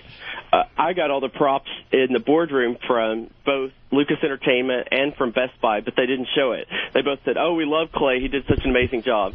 And then after the show was aired, I got all the people who helped us put together and design the actual unit itself send me emails going, we don't know why they let this Olovitch take control and show that she had control. You're the one that had control the whole time. You did all the work. She was just in the way. Yeah. What do you think of the Trump?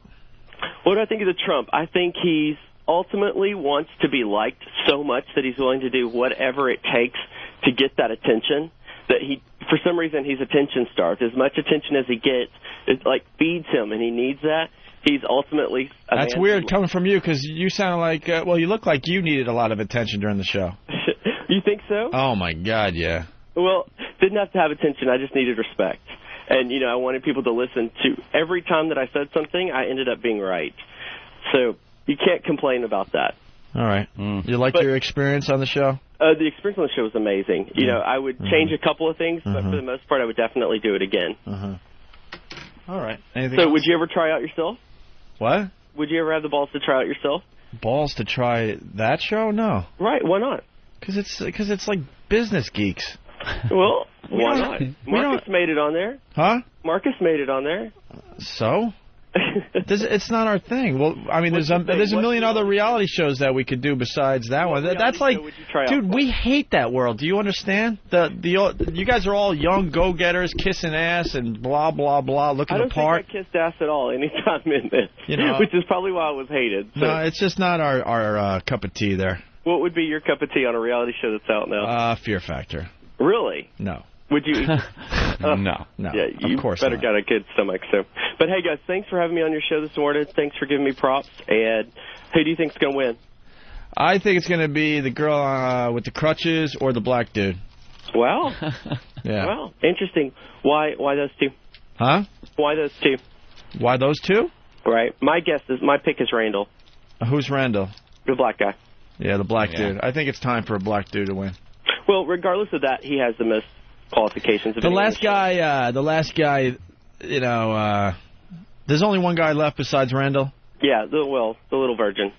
Yeah, he's a virgin? Well, we think so. He would never answer his question when Trump asked him. So now you're a gay gentleman. You think he has some gay tendencies? You know, I was out last night here in New York, and every single person asked me that. Do you think Adam's gay? Do you think Adam's gay? I think Adam is asexual. Asexual? I wish I knew how to quit you. Yeah. Asexual, huh? I think that he has been suppressed his whole life as far as that goes, that, you know, it's such a shun to think about and you can't talk about it, and that he has a clue of what he's going to do in that arena. So I think he'll figure it out. He seems like he's like 12 years old on that show. Like he never grew up or something. There's something only really a few strange years about older him. than that, so. Oh, really? He's a young one? Yeah, he's pretty young. He's the youngest guy on the show. He's still in that age where you like to inflate everything and say you've done all this stuff that you haven't. So. All right, we're getting bored. Thanks, all right, Clay. Y'all too. Bye. Oh, you like that, don't you, faggot? There goes I wish I knew how to quit you. He tried to wrap it up himself. Yeah, I heard somebody getting interviewed going, all right, guys, thanks for having me on. All right. Let's say hi to Krista again. Krista, the blind girl. Krista! Okay, I'm back now? Yes. There she is. So what can we do for you today? Okay, I wanted to know if Robin had any masturbation tips for me since my wrists have been hurting. And I was looking to see if I can get some toys or whatever, maybe have an orgasm on the air. How blind are you? Totally blind. Totally, like, blackness blind. Since when? Since birth. Since birth? Wow. So you have no idea. You have no concept of sight then. That's correct. Like, you don't even understand what sight means then. That's right. Right? Yeah. Think that. Don't know what anything looks like. Just close your eyes. Like and someone go. has to explain it. No how idea. do they explain sight to you? They don't do a great job.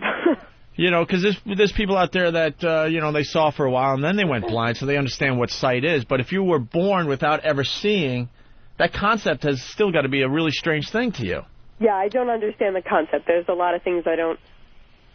Like when people talk about three-dimensional drawing and other types of artistic concepts, I have no idea what they're talking Fucking about. retarded, too? When you're touching stuff and they go, you could see this, but Jesus, teasing, of course.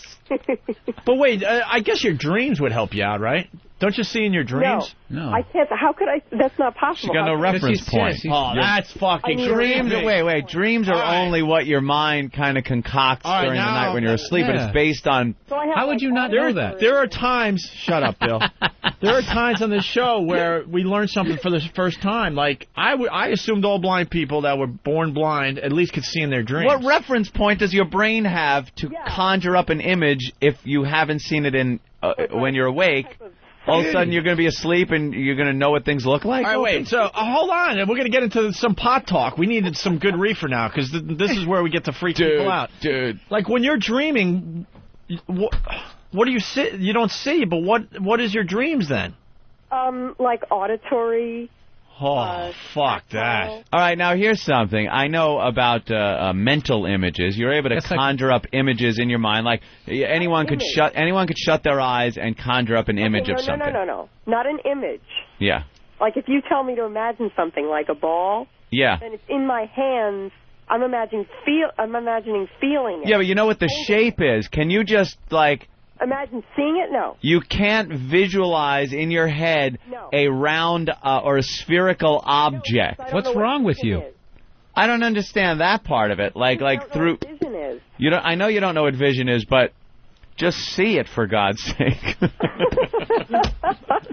Use your mind's eye. My mind. I just can't get past the fact that even in dreams she's not seeing shit. It's just like a bunch of talk. That's hello. Hey, he's saying it's like listening to the radio. That's creepy AI Hey, stuff. You're being chased and you can't run fast. Your feet feel like cement, and there's bad guys chasing you. Oh my God. It's like I'm books actually, on tape moving for in her my dream. Dreams and You're what? Moving, running or whatever. You're running? Yeah, I've been running. And But what is it? Like you can't see anything? Bang into shit? Hit a wall? Yeah. No, that's the weird part. When in a dream, because dreams are so illogical, somehow I know where I'm going. That is strange. It is weird. I would think you at least have that. Dreams are we get to see in your dreams. I'm a logical person. My dreams are really illogical. You don't miss it. Quickly, without any technical stuff, what happened? What's wrong with your peepers? No optic nerve or something? No retina. No retina? What the hell happened to your retina? It wasn't there. You just were born without a retina? It's genetic. Other people in your family got that? It's my parents are carriers. Great. Thanks, Mom and Pop. Don't you love that one? How long did it take them to figure out that you were blind? Were they like tossing you the ball in the backyard? And there were 100 guys at the bar, and Mom picked the one guy. The no retina sperm guy. Wow. Great. So yeah, how old were you? Like instantly, did they say, "Uh-oh"? A few months. A few months. Just crawling into the walls. They realized it when I wasn't following. Like if somebody would make a funny face or try to be a clown, I wasn't following correctly. Honey, this kid fucking hates me. Yeah, won't smile or anything. Doesn't even look at me. Wow, no retina. They can't do a retinal transplant yet, huh? No. Pop them corneas in like nothing. What about a whole eyeball?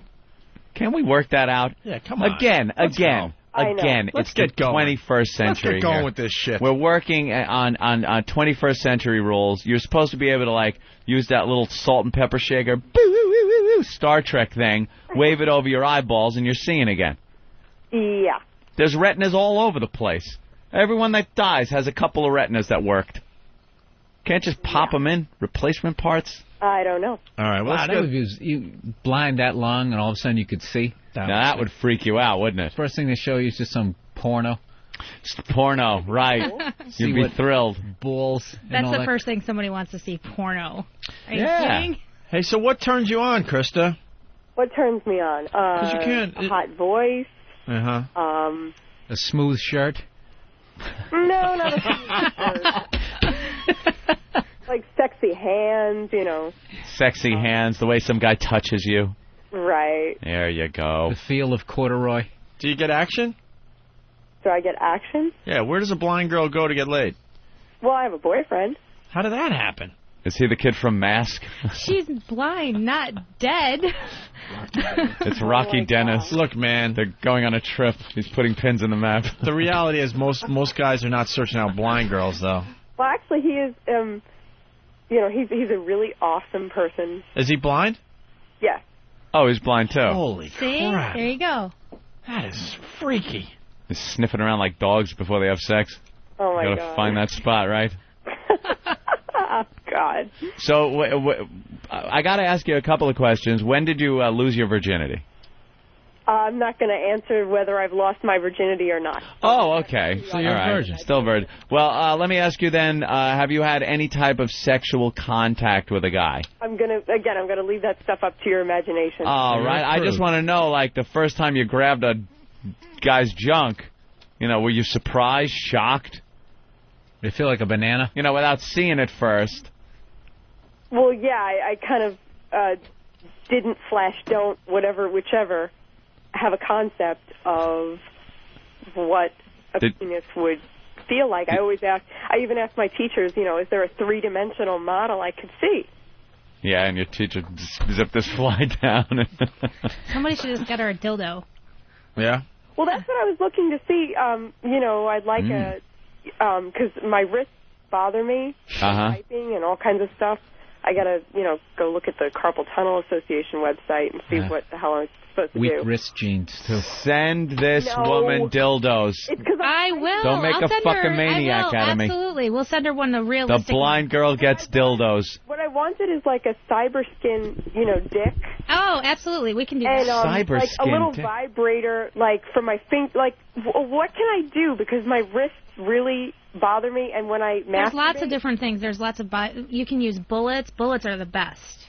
Well, what can I do so my wrist doesn't... Because with a bullet, you don't have to do anything. Well, I'm guessing she likes the clitoral stimulation. That's exactly. And she's moving her hand around a lot. Remember we had those one porn stars in here. We had that big long pleaser wand. Oh yeah. That thing worked really well, and you don't have to do anything. And that way you could keep your arm up a little higher and just kind of jiggle it around. It's vibrating, and you'll be fine. We'll hook you up. Jiggling, baby. What could she use in her household? She wants to masturbate right now. Her cane. In her household? Oh, God, that's awful.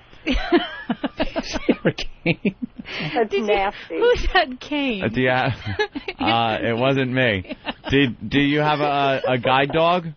No, I don't. Oh, damn, because all you would need is a jar of peanut butter. Rub a little peanut butter. I knew you guys were. That'll work. That'll work. Come on. Huh?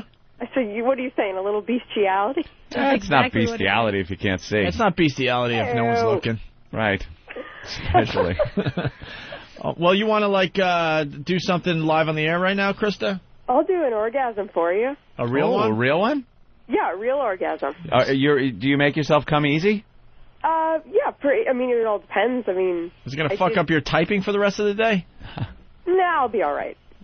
Where are you? Oh, sorry. In my bed. Oh, okay. Are you sure? Oh, my God. Yeah. Is your room decorated? If my mom feels like putting something up or whatever. Well, what I want to do is I want to get some rock posters for my room. So at least it'll have something that I identify with. Like, I'm a big Disturbed fan. Yeah. Well, when Disturbed comes to New York, we'll figure out how to get you to the show. Well, can't we just play the CD loud? My mom has this problem. Good point. What? She will not let me go to Madison Square Garden. Why? Because she's freaked out. She's like, oh, my God, a visually impaired person, a blind person, what if there's a terrorist attack or a fire or... Nah, I don't think you got to worry about that. Yeah, she's fucking... Oh, God. Just get your seat in the back row. You'll think you're in the front row. Everybody will be happy. Yeah, you could even get her a shitty seat. Yeah. Well, it depends on the acoustics, actually. Yeah. Well, it sounds great all over. And Tom in Illinois is saying that Krista is faking it. We know for a fact she's not, because you've called this show a bunch, right? Yeah, I have called this show. Yeah, she's the one that talks through her special computer and everything. Yeah, no, she's blind. Tom, you idiot. And I can give you, techno babble if that would help you. No, we believe you. We proved that a long time ago. You started calling our show right off the bat. Yeah. Now, I remember you now. All righty. All right, so what are you going to use to masturbate today? My hand. Hand. She's just going to use a hand. We'll send her something. We definitely will. We'll send you some toys. All right, so you're on your bed. How are you? Are you sure no one's home? Yes, I'm sure no one's home. How do you know? How do you know? Oh, my God. Is your door closed? How do you know? Yeah. There might be 10 people sitting in chairs all around your bed right now, just being very quiet. What if? Does your mom have a sense of humor? Will she put up, like, NSYNC posters on your wall? No. Tell you it's disturbed? So your friends come over and think you're a real dork? That's okay. My friends will come over and rat her out. So. Hey, you get off by hot voices, right? Yeah. All right, we got a really hot voice for you. This person will help you through it, okay? Oh, my God. You're not going to play Norton, are you? No. We know Norton doesn't have a hot voice. We have the hottest voice right here in radio. So get started. And oh, my God. You're going to play Howard. No. That's not a hot voice. You promise? We promise. I know you're going to, fool around totally. I'm touching myself now. I could tell. Couldn't you tell she was touching herself a little? Her voice got a little more sultry. Mm-hmm. This has been a fucked up week of radio. Just lay back, close your eyes. Homeless girls' asses. Oh. And now a blind girl masturbating. Sorry. Blind woman with weak wrist. Mm-hmm. Let her go. Let her go. Yeah. You guys can talk. I can multitask. Well, let us know when you want the really good voice to help you to the end. Okay. I would assume you want to get a little closer and then just say now, and then this person with the hottest voice. Oh, she's getting that kind of quick. Yeah. Well, I have sometimes I'll have a half an orgasm and then I'll take a break and then I'll Chicks are so fucked up. Imagine that. Yeah, I just let a little cum come out. And then I wait, and I jerk off the rest of the way. Guys are just, we're done. Beat it. Back to video games. No, I mean, you gotta have fun with it. You gotta Yeah, you do. All right, go ahead. Let her rip. Go ahead. Nice. Oh. Oh my God, that's hot. Oh. That's hot. Oh. That's hot. Okay, you want to do the guy? Yeah, go ahead. Go ahead. When I looked up at her face, I saw that she was smiling at me, fully aware of my visual adoration and loving the attention. My cock gave me a twitch of anticipation when I realized she was aware of a total femininity.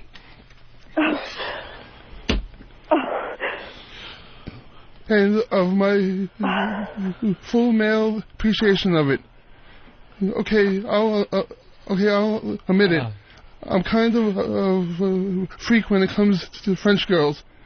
I never had one before, but I collected magazines and videos featuring them and had an uncountable number of wonderful orgasms as I fantasize being with them, touching and kissing them, rubbing my cock all over their exotic mouths and between their marvelous tits and up into their hot pussies.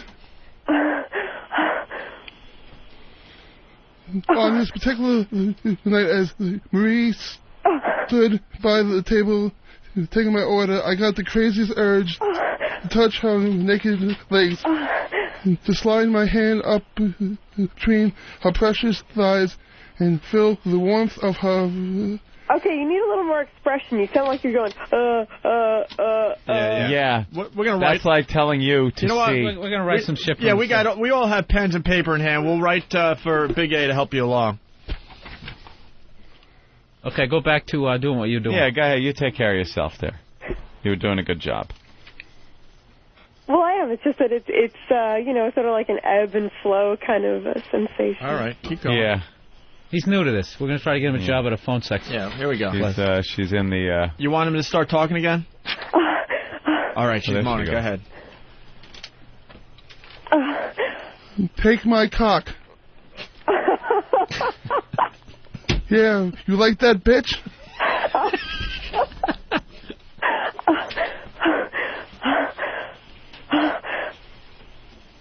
I wish I wouldn't have had such an awesome experience last night, because then maybe I would have been more on fire. But Oh, what happened last night? I just had a really, really, really amazing orgasm. All right, keep playing. Keep playing. We're writing our asses off here.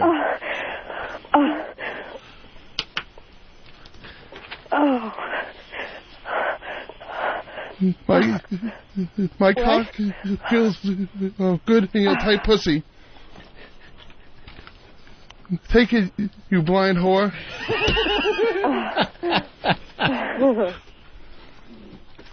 Flip over and I'll tool that ass.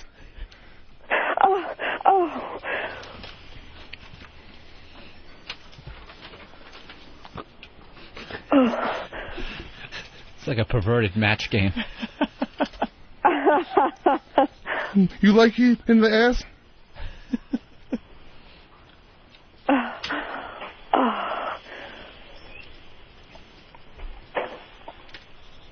Work the shaft and the balls.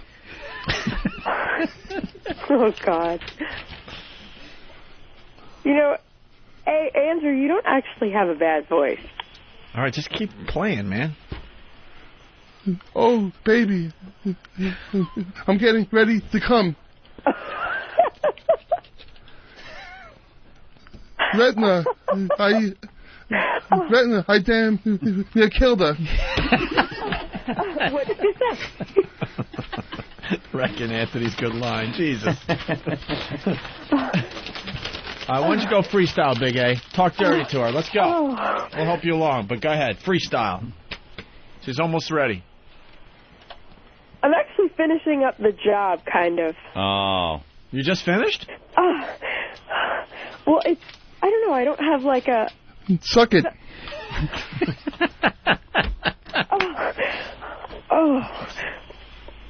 Suck it.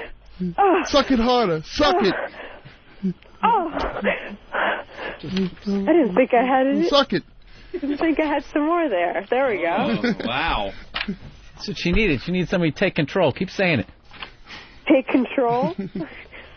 How about blind whore. I don't know. How about I Shut tell your you what to face. do? All right, keep going. We got a couple more for him. Okay, why don't you rub my clitoris? Why don't you, say All right, something? Say Big- something hot. All right, here he goes. Big A's going to say something really hot. Suck it or... Oh, fuck your eye socket.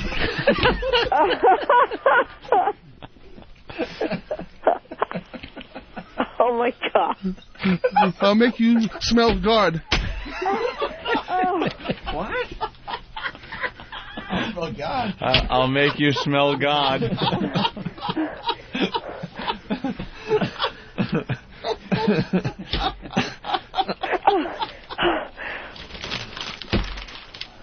Bill Burr at Rascals in Montclair, New Jersey, November 2050.6.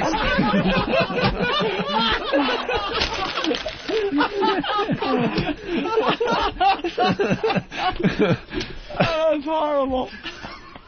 Visualize this. Oh, wow. Keep going. We got a couple more. We're finally getting warmed up.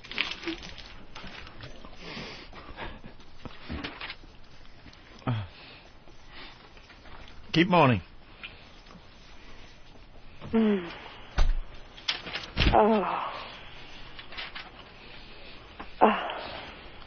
I put it in your poop shoot?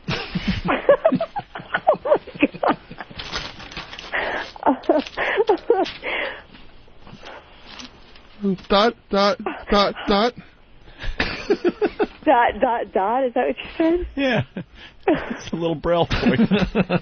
Would you fuck me? I'd fuck me.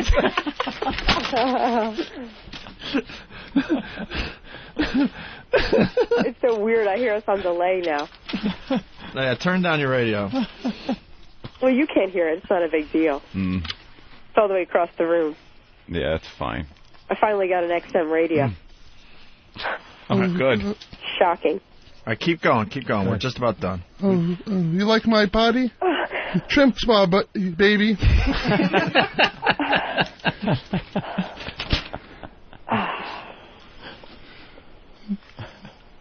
Ramon, fuck this blind whore. Oh my God! Come on, that's terrible. I'm gonna win MVP. I'm trying my ass off over here. That's pretty funny, though. Yeah. We're losing her. This is like MASH. Yeah, come on, we don't want to lose you. We're almost there. I can smell your cunt.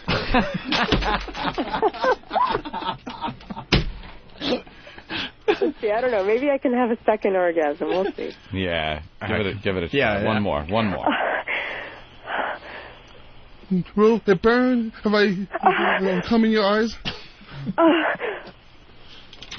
What the hell I'm doing this with your awful comments, but...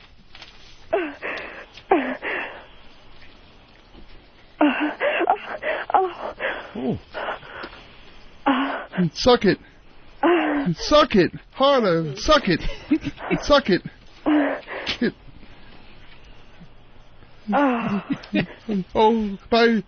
By the way, I have crabs.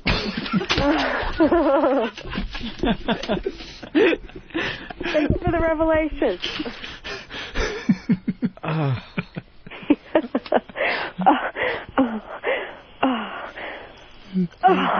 Pretend my cock is a lazy tool.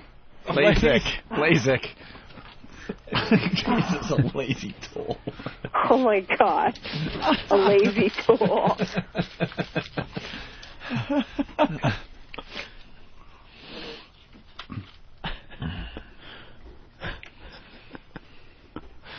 All right. You want to just finish off your orgasm for us? Yeah, see if you could just finish up a little bit.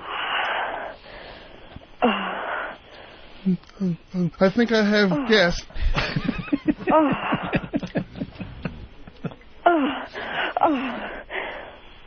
I got like the after effect going. Yeah. You can take it, you can take it from behind or on your side. Those are your only two choices.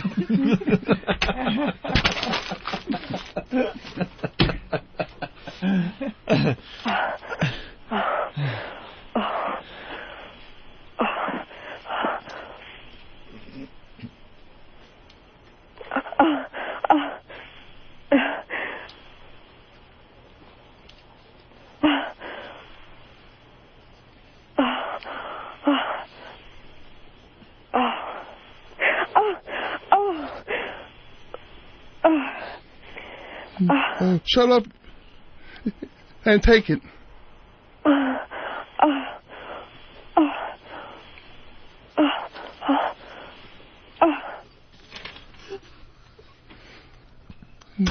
Show me how you could suck a guy's cock. Black Rock Coalition on 202 Saturday at 12 a.m.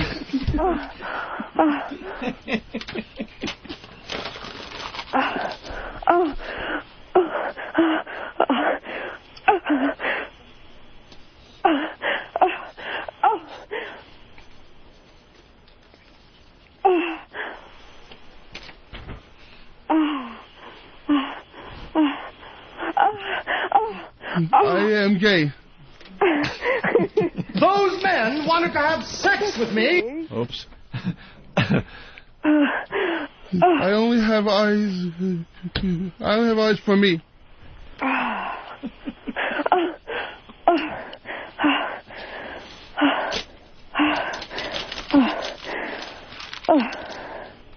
Show me how you suck a guy's cock.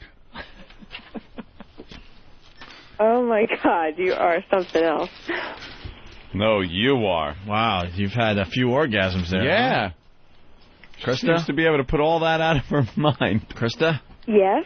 How many orgasms did you have? 3. Yeah.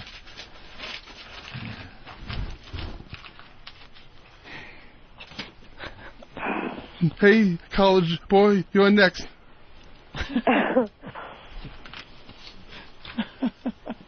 Nobody saw The Accused. Keep going, Krista. We're almost done. I don't think you're going to get much else here. Unless I fake it or something. No, no fake. Just rub a little. Look at us, Will. Just rub it. Lie a whore, and you know it.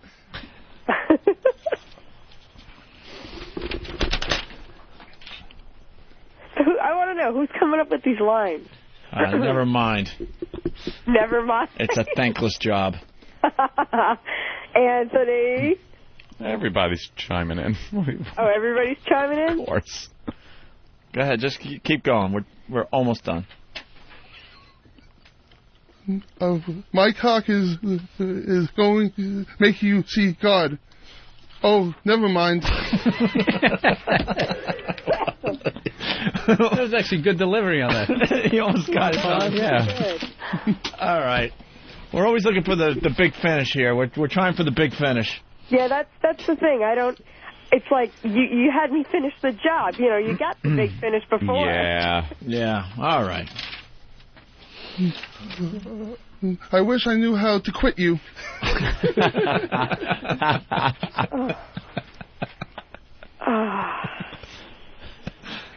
Big A, getting the job done. Yeah, he sure is.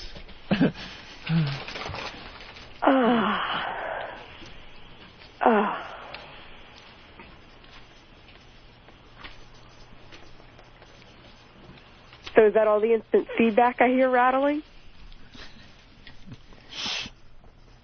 We're working. Is that instant feedback?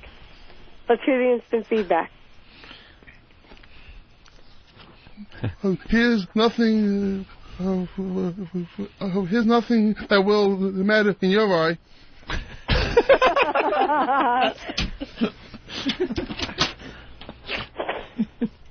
Delivery is horrible on mine. That was funny, though. Gotta give it to you, Big A. It's not rape if you can't see. What?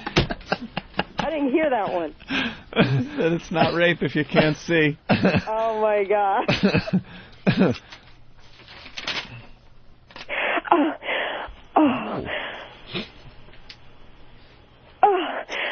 Take your XM, flush it down the toilet, and fuck your mother. Oh, she's gonna go again.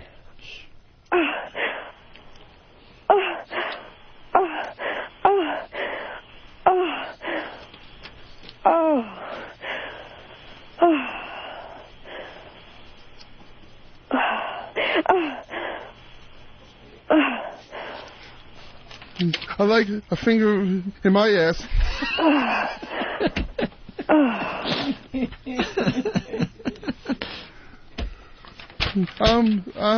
I'm Big A, and I'm on your clit. Oh my God! We almost had the big finish. You got it already. All right, we'll end with this one. Welcome to the wonderful world of AIDS.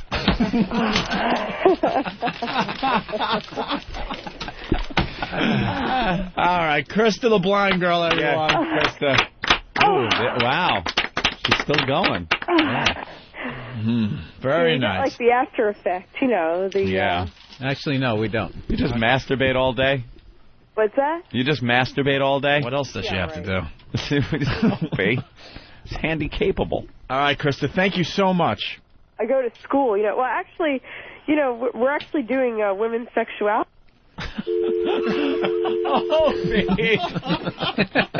After all that, you don't just hang up on the girl. You're terrible.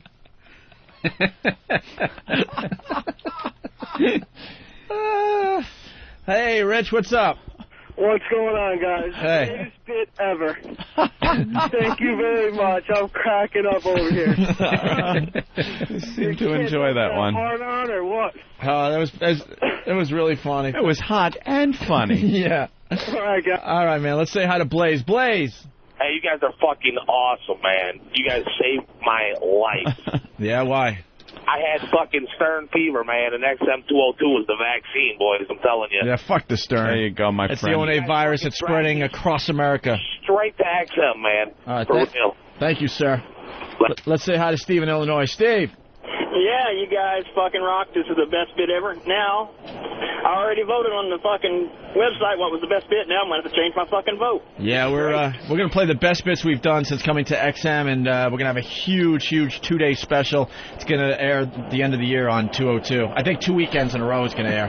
Thanks, All Steve. right. All right, thanks, guys. All right, let's say hi to Mark the Trucker. Mark?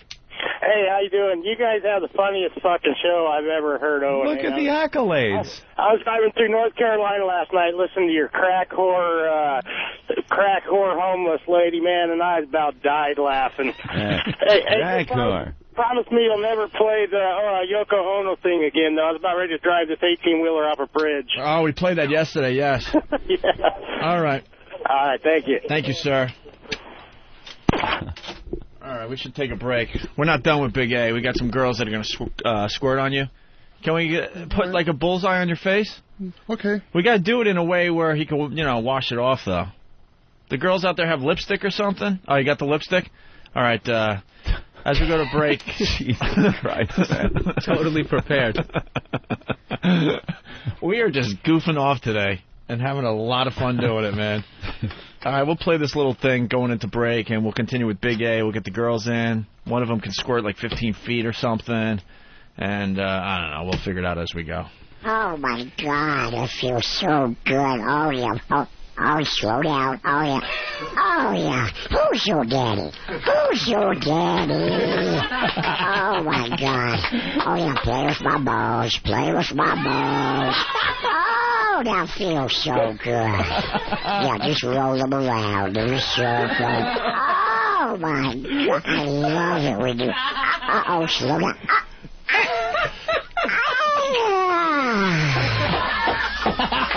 Don't move. I'll go get you a towel.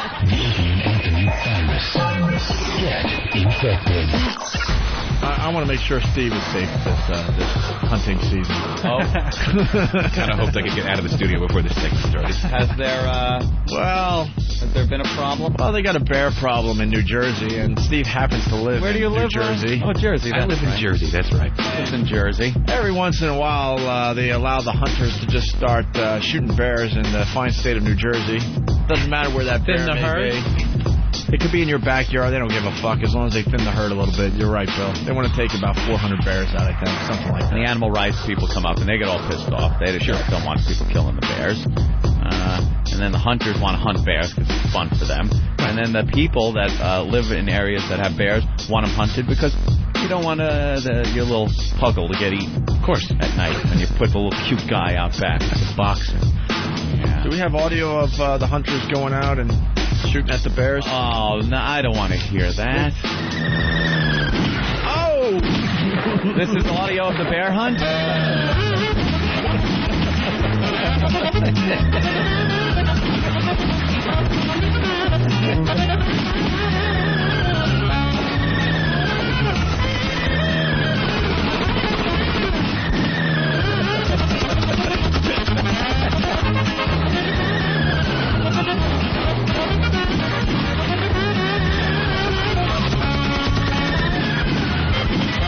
Get the guy.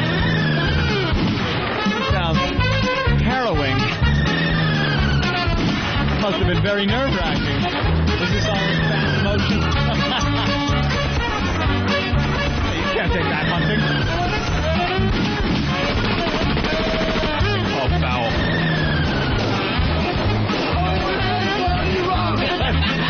What's Poe doing there?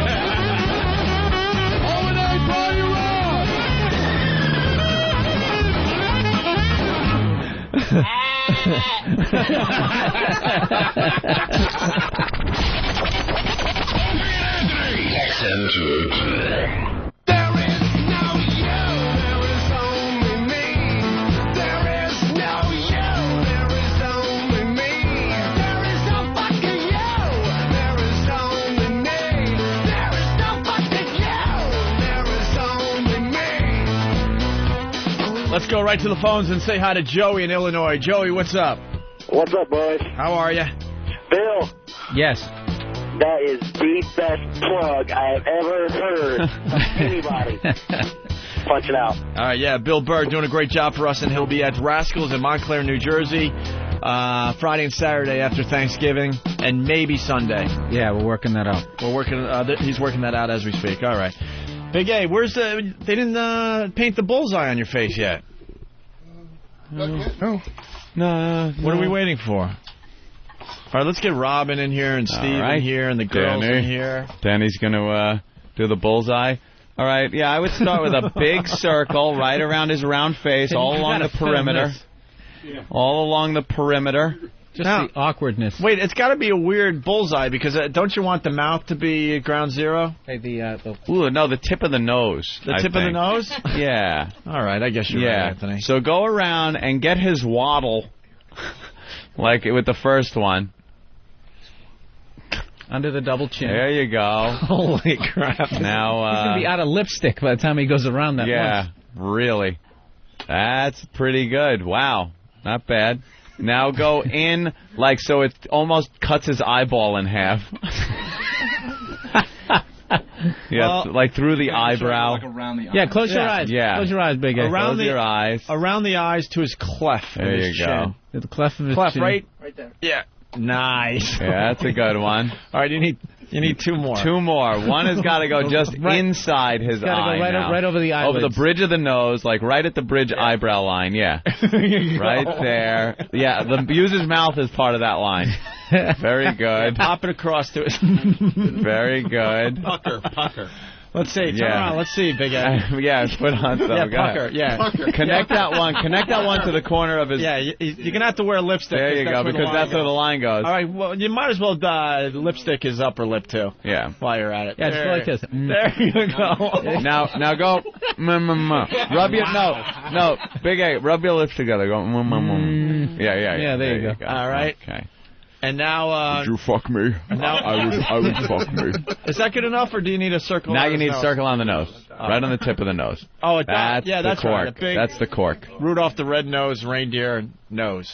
That's perfect. Let me see. Let's see. That is fucking perfect. God damn, Danny. Good job. God, you're going to have more pictures for your website, Big A. Yep. What's your website? More photoshops. Love, Big big-a.com. The? Yeah, thebig-a.com. All right. Thebig-a.com. And your bullseye's all ready. And we have the girls here. Ladies, please step up to the mic if you would. Or walk up to the one Nathaniel's holding. I have something here My for Andrew. God. Jesus Christ, right? Yes. Wow. Here you go. What's that? Oh! Are you giving She's handing him a mint. I'm giving him a mint. Very you can smell his breath over here. Yes, he's nervous. You need to go to the dentist. He's Oh, scared. poor Big A. He's scared. That's the That's one okay, thing. though. That's the one thing he doesn't like us talking You about. know is something? bad That breath. bravo though with you. She's the Well, then when only. you're talking, you shouldn't let it come out. She's the only one with courage enough to hand the guy a fucking mint. Yeah. And you all She sit did it in there. a real sweet way. Yeah. Took her clothes Here off you first. go. Here you go. Yeah. Half-naked girls hand you a mint. You take it. What do you think of the women? Beautiful. Thank you. Yeah. Very beautiful. Thank Man, you a very few much. words. Now, I heard, ladies, that you guys were negotiating behind the scenes and you don't want Big A touching you whatsoever, right? We want to touch each other. Yeah, that's what they But do. let's be honest. You're a little scared of Big A, right? We try to be very honest I this think show. he's sexy. He's sexy. In Bizarro world. On Earth 2. Andrew's a sexy man. Yeah. How sexy would you think he is the second he slaps the lid on that 55-gallon drum before you end up in his basement collection? Hey, I was listening to him talk dirty and my pussy got wet. It did? Yeah? What spilt in your lap? Because obviously it couldn't have been him talking. Who was the klutz out there? The suck it part. The suck it part? Suck it. When he just yelled, Suck it. Well, Big A, why don't you say it again? Suck it. Suck it. You just got to wonder how many times that was the last thing somebody heard. For their neck was snapped. Suck it. Last thing you hear before he pushes play on the Tom Petty Greatest Hits CD.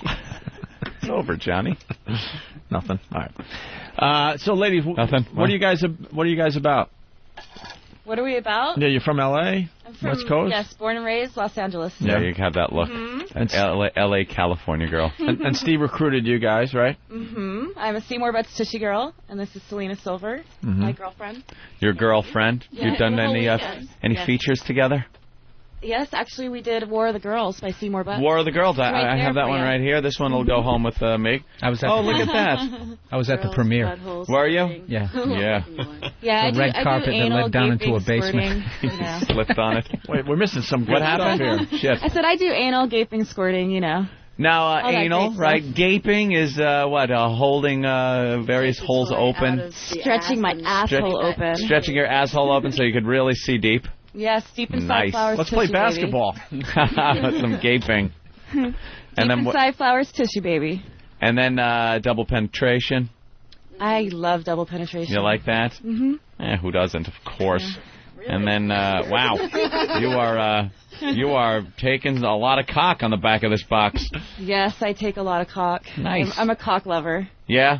Do you really enjoy it, or is it just a job? I really enjoy it. You do. I love what I do. You always liked the cock? Of course. How old were you when you first got the cock? I did anal when I first had sex, and I was 16. So 16, before you had vaginal sex, or was it right No, after? Or most of my girlfriends. Your first session? We were trying to wait till we were married and stuff like that. 'cause Yeah, we were dopey stupid. girls. Yeah. Hey, we were young, you know. Yeah. And my girlfriends told me that it didn't hurt, so I tried it, and it hurt a little, but it wasn't that bad. Your girlfriends told you that the ass didn't hurt? Yeah, they said it wasn't that bad. Is that a joke girls play on each other right now? Yeah, go ahead, it ain't bad. Oh, you can fuck me in the ass.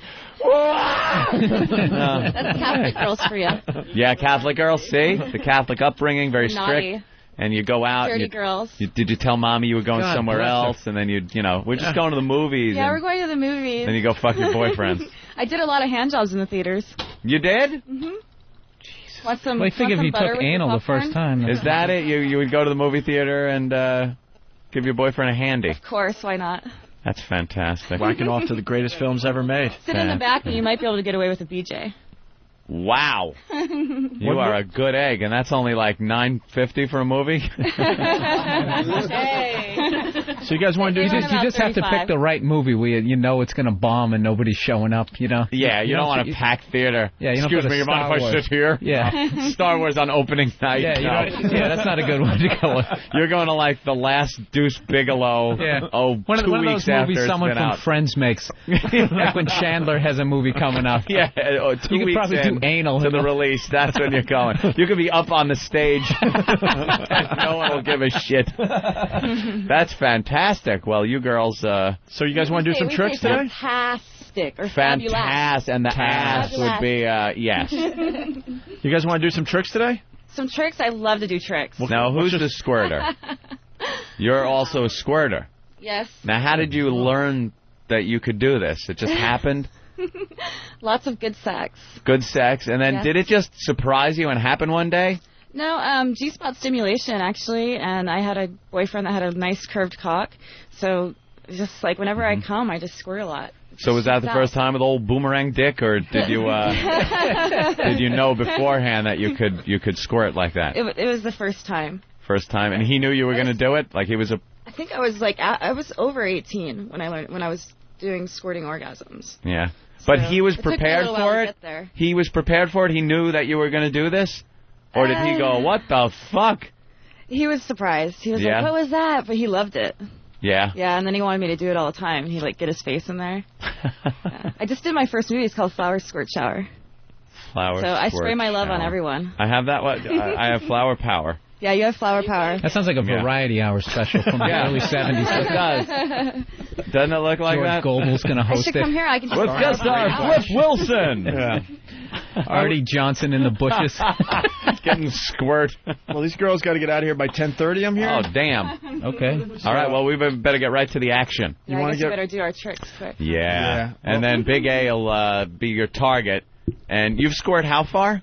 I can distance up to 17 feet. Up to 17 feet. Is that a Guinness Book of World It should Record? be. Yeah. It will be very soon. You know how you tell? You look between the dorsal fin and the tail. So we got 17 people in this feet. room to have what? Someone standing each foot. So No, we want the money shot to just be right on Big A's face. Yeah. We'll I aim can it. hit Can you the whole actually? table. Can you actually determine how far you're going to squirt? I'll squirt far. Yeah. Like if you I'll douse him. He's if gonna you know probably you got to showered. go 3 feet. You're going to be showered, Big A. How I'm gonna about that, shower. huh? Pretty hot. I'm not guaranteeing that it's not going to go a little bit that way. So I'll try my Well, best. what you're going to do is kind of you're going to be facing the door, and Big Okay, A I is going to be figured over so. there. Yeah. so you might want to swing the knife. No, we can't be here like we were playing golf and the sprinklers came on. You know what I mean? We got work to do. Hep C warm just me up a flying little across bit? the studio. Or do I just have to come right off the bat? It's really up to you. They're on the Liberator, Anthony. You can actually do that where you just come right away, huh? Well, I need to suck my big candy cock first. You got a big candy cock, don't you? Ooh. Look Mm-hmm. at you sucking on a big candy cock. We're getting pictures and video. Yeah, I like to shove things down my throat, but this is pretty big. That is pretty big. She's going to deep throat her candy cock a little bit. She's gagging. A little gag. That'll happen. What are you going to do? All right, the other girl You know? is... Rewind 20 years. Don't just go off half cocked, half candy cocked. Let us know, and we'll get Big A in position. I've now got to get up here on the console. Rewind 20 years. Look. Sweetheart, what do you want to do when you grow up? I'm going to be a How'd you get into this? Thank you. How'd you get into the industry? My pussy warm. I had a boyfriend who got me into the industry. We were freaks. Really? We wanted to do porn. Was it old T-square cock or... It was curvy cock. It was curvy cock? I thought so. I was born and raised in L.A., so it was just something I wanted to do. Yeah.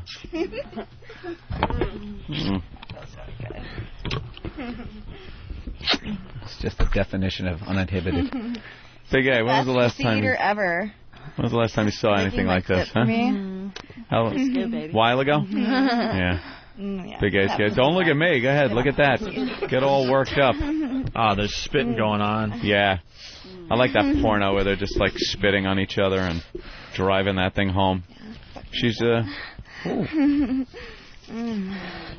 No, the one She has the boomerang dildo. Yeah, the one girl's working the other girl with the dildo, and then the squirter herself, she's working herself with her hand. Big A, you better get ready. Oh, fuck yeah, it's so fucking big. My little whore. Yeah. Oh, yeah. Big A, kneel down. Tight cunt rat.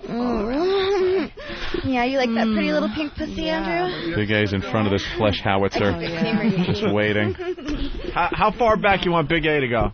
He can actually scoot back a little further. Back a little further. Are you sure you squirt that far? No, I think he's just ruining the mood. Yeah, that could be. Yeah, could you scoot back past the door? No, she's positive. Yeah. Big A's about hey, 6 she's the feet pro. away now.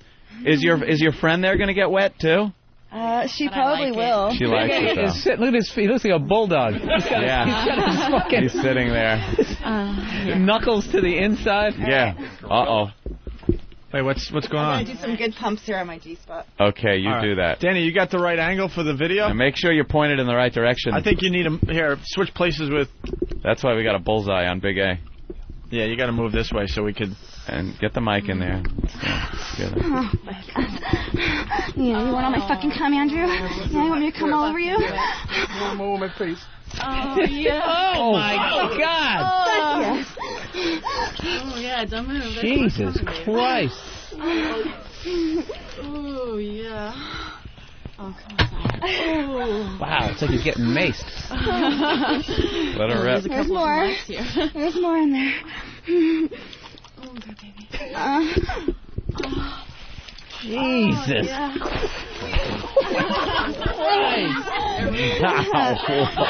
Holy shit. It's the most violent thing I've ever seen in my life. Wow. More? Yeah. It's like she stabbed a melon. Oh. Oh, my God. Wow. Wow. How does it feel like to have cum in your eye, Andrew? Very good. Yeah? Are you as wet as I am?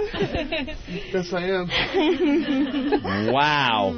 That's what I want to hear. Man, did he get a face load. Oh, the lipstick's running on his face. The Target lipstick is now running. I like my own cum because it's really sweet. That was, I don't know, that was... Wasn't that insane? I have a guy who eats my pussy and I cum in his mouth and then he spits it back into mine. Of course. Isn't that hot? Yeah, Daddy's got to be proud. Of course. My God. That is amazing. No, Andrew.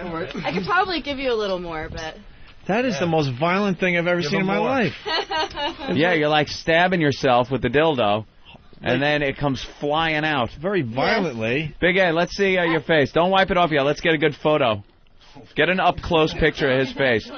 No, get a close-up. I only use Phallix glass, actually. Yeah. Oh, is that... Because it has no give. Yeah. So I use glass toys because it hits the G-spot, and you can actually manipulate it better. Ah. Oh, that's a trick. Yeah.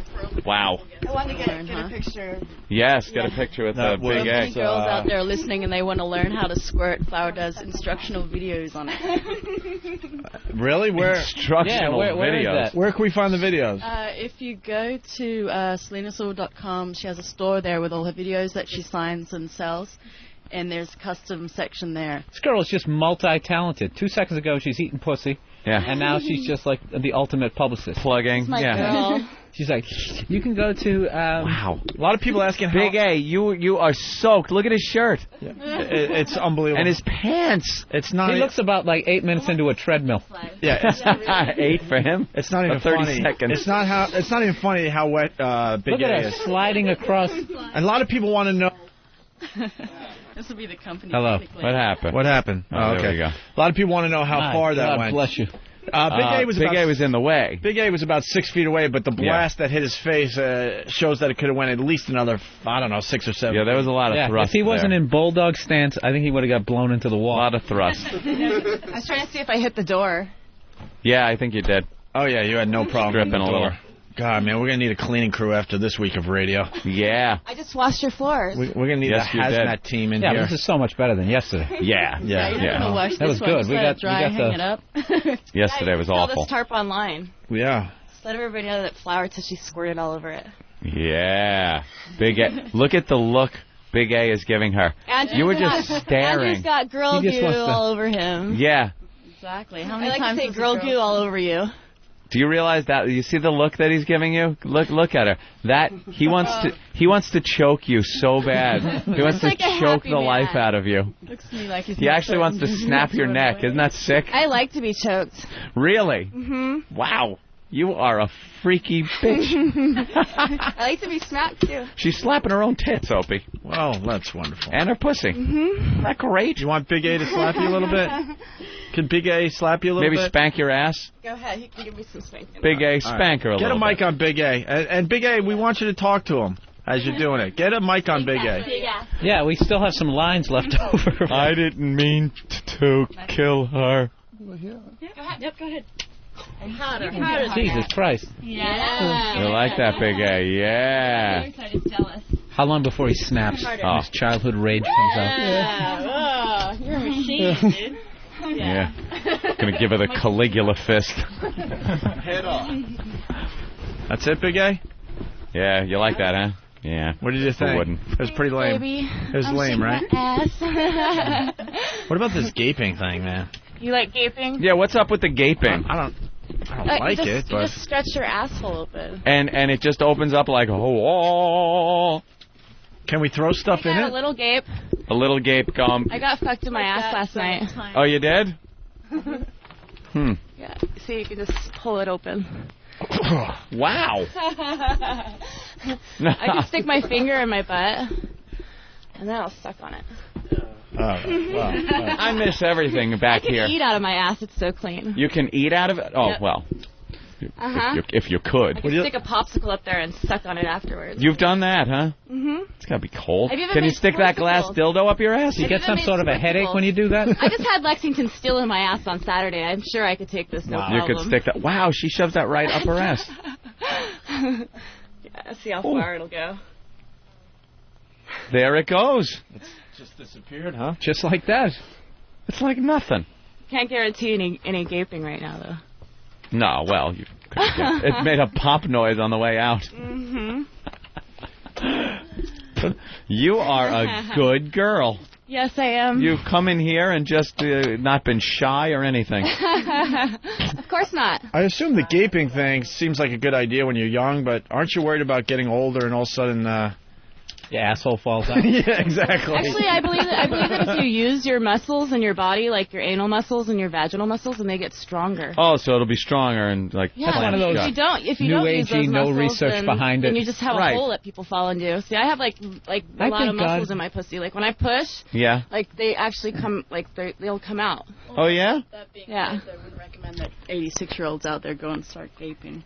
Yeah, but they can squirt. Yeah, what do they have to lose, though, at that point? Might as well pick up a new hobby at 86. Hey, they say a butt plug for an hour a day takes the stress away, for men and women. Oh really? Mm-hmm. While you watch television. No, I think a butt plug a day for an hour a day? An hour a day takes the stress away. I think that's 23 hours of stress thinking about getting a butt plug. Have you tried it? I think I'm going to stick with the stress. Yeah. You can I'm get the gonna small take the one. stress. They have I'm gonna stick with the high ones that blood go by pressure sizes. myself. Oh yeah, different sizes. Yeah, you can get the small one, and then You're you just can work not your way willing up. to change. You got Yeah, the you're little. right. I have a huge butt plug. It's Do they have it's one wide. called the Lil butt plug, spelled like that? L-I-L? Well, with the if they comma? don't, then I'm gonna have to come up with one. Also Yeah. known as Daddy's Disappointment. They can have like a Apostrophe. thumb. Do like a thumb one. The answer. A thumb? No thumb. You don't even like a little tongue? You don't like your salad toss? With a BJ?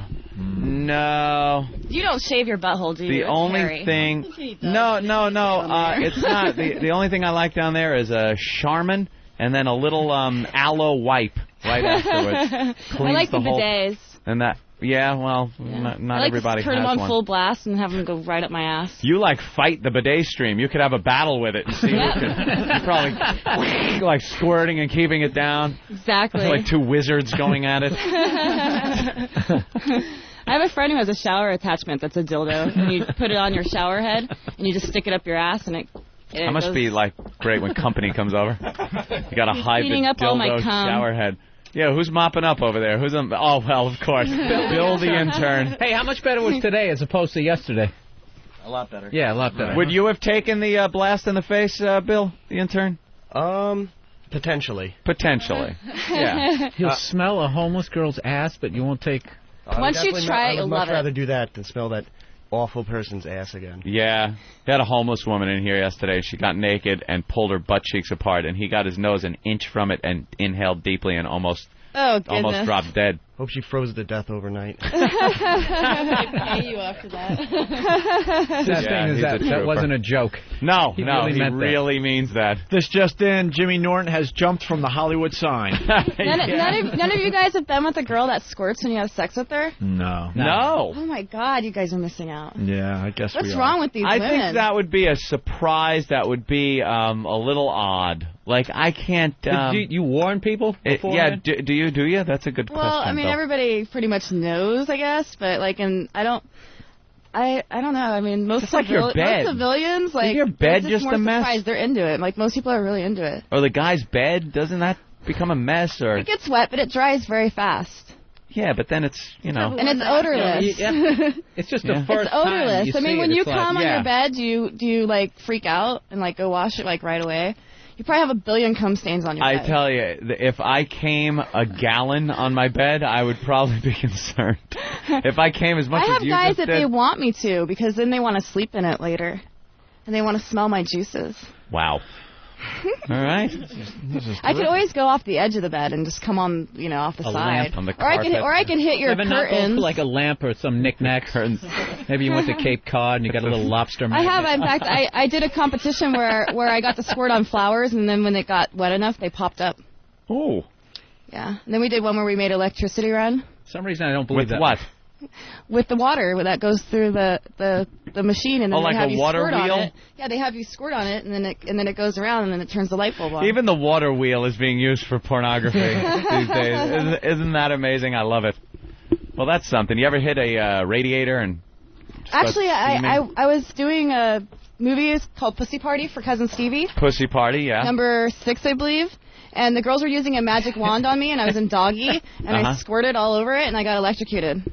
Wow, you felt a shock? I got electrocuted like twice. I had to pull it out of the wall. Wow. That's terrific. Hey, nothing like feeling alive. Yeah. Well, you are something else. You guys want to finish with anything? True original. Well, I recommend if women want to learn how to squirt, I recommend getting a pocket rocket. Okay. And using it on your clit. Okay. Yeah. And then also go to my site, flowertushy.net, and go to Flower what? SelenaSilver.com. Flower Tushy, TUCCI. Okay. .net. Okay. And SelenaSilver.com. And you can also buy my autographed movies on her site, too. She didn't already tell you that. Are all the autographs smudged? No. You could just picture. If you wanted to. And I even personalize it by each order. And how do you personalize it? With like your just name, your name and, or you know, and I something? say cram it deep up my ass, and my God tushy bless. wants your hard cock. Best wishes. Mazel tov. Well, that's fantastic. I love sex. All got sex. your movies. Yeah, this was... Got them here. I'm trisexual. I'll try anything. Really? I'm on a seafood diet. I seafood and I eat it. Imagination. Anything that is a willing partner or something, in a sense. Doesn't matter. You'll try it. The slow clap. The 80s. Yeah, you go, girl! Thank you, Opie Anthony. Bravo. Thank you for letting me come on your show. No worries. Oh, come on the show. You guys I get it. definitely just didn't He's going to be opening disappoint. for Ben Thank Sparks you, at the Andrew. DC Improv. All right, Be my Andrew. human target. Andrew, would you like to thank the ladies? Andrew, Step get on up mic. to that mic there. Any and, final words, Andrew? Yeah, let us know how you feel about it. Yes, I'd like to thank Flower Tushy. It was very good. Are you dry already? You're getting there, huh? Almost, yeah. Yeah. He is Not soaked. too wet. He's completely soaked. Why, you think you got one more in you? You want to just squirt him one more time? I could try. Yeah, give it a whirl for the grand finale. Finale. And then we'll take a break. And Here's, Robin, we got to plug your sex stuff there. The sex. MySexyStore.com. You got to get on mic. All right. MySexyStore.com. MySexyStore.com. Thanks, Flower, for using my products over there. All right. Here we go. One more. Oh, my God. Wow, that was fast. Jesus Christ. It was like 3 seconds. Like 10 feet. No. That's all I got for Andrew. Wow. All right. Little more for him. Right in the mug. Bravo. We'll go to break with this from our Domenico Looks like a busted artery. It makes a little sense today. Hi, Mom. I'm in porno. Really hydrate now. Who's this?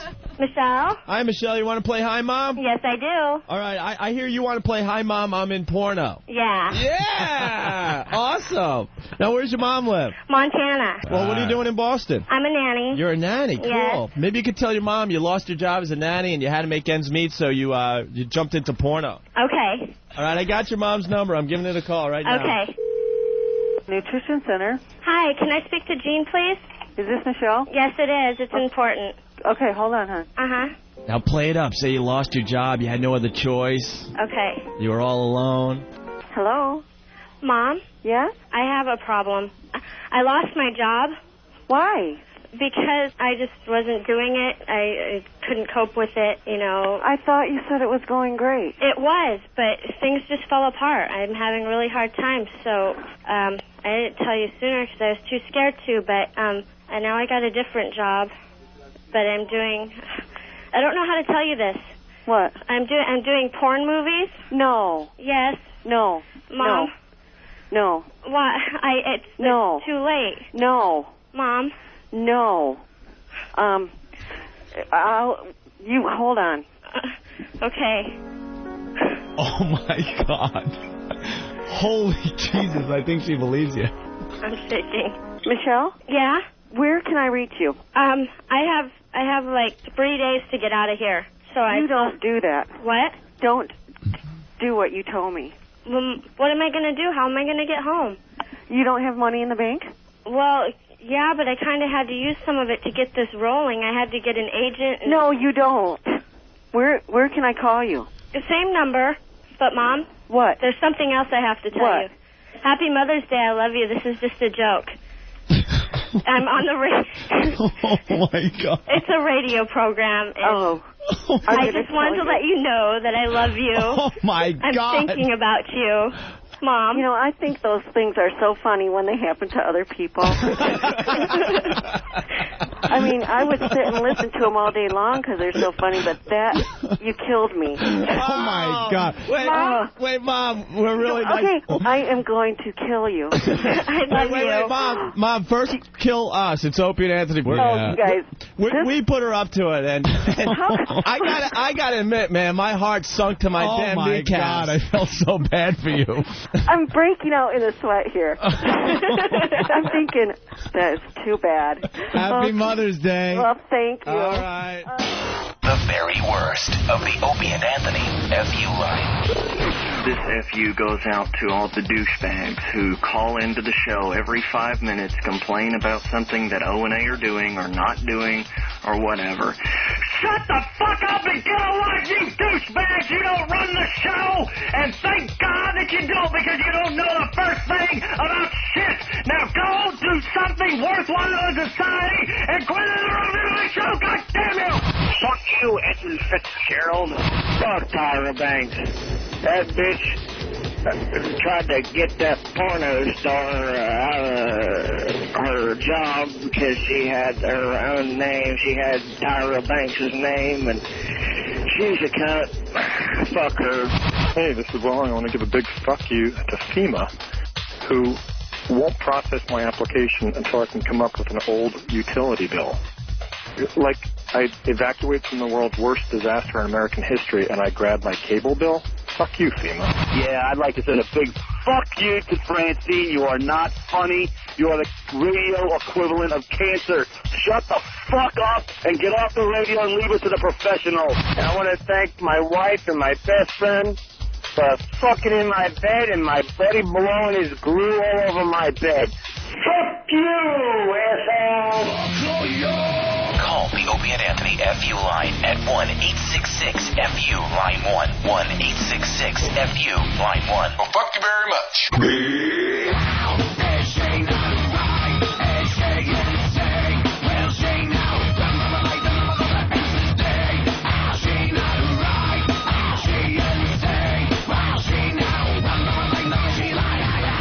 And we're back with the Opie and Anthony program. Once again, I want to say hi. We want to say thank you, actually, to Flower Tushy, Tucci, and Selena Silver for that little act they just performed. I'm on that website when I go home. That was amazing.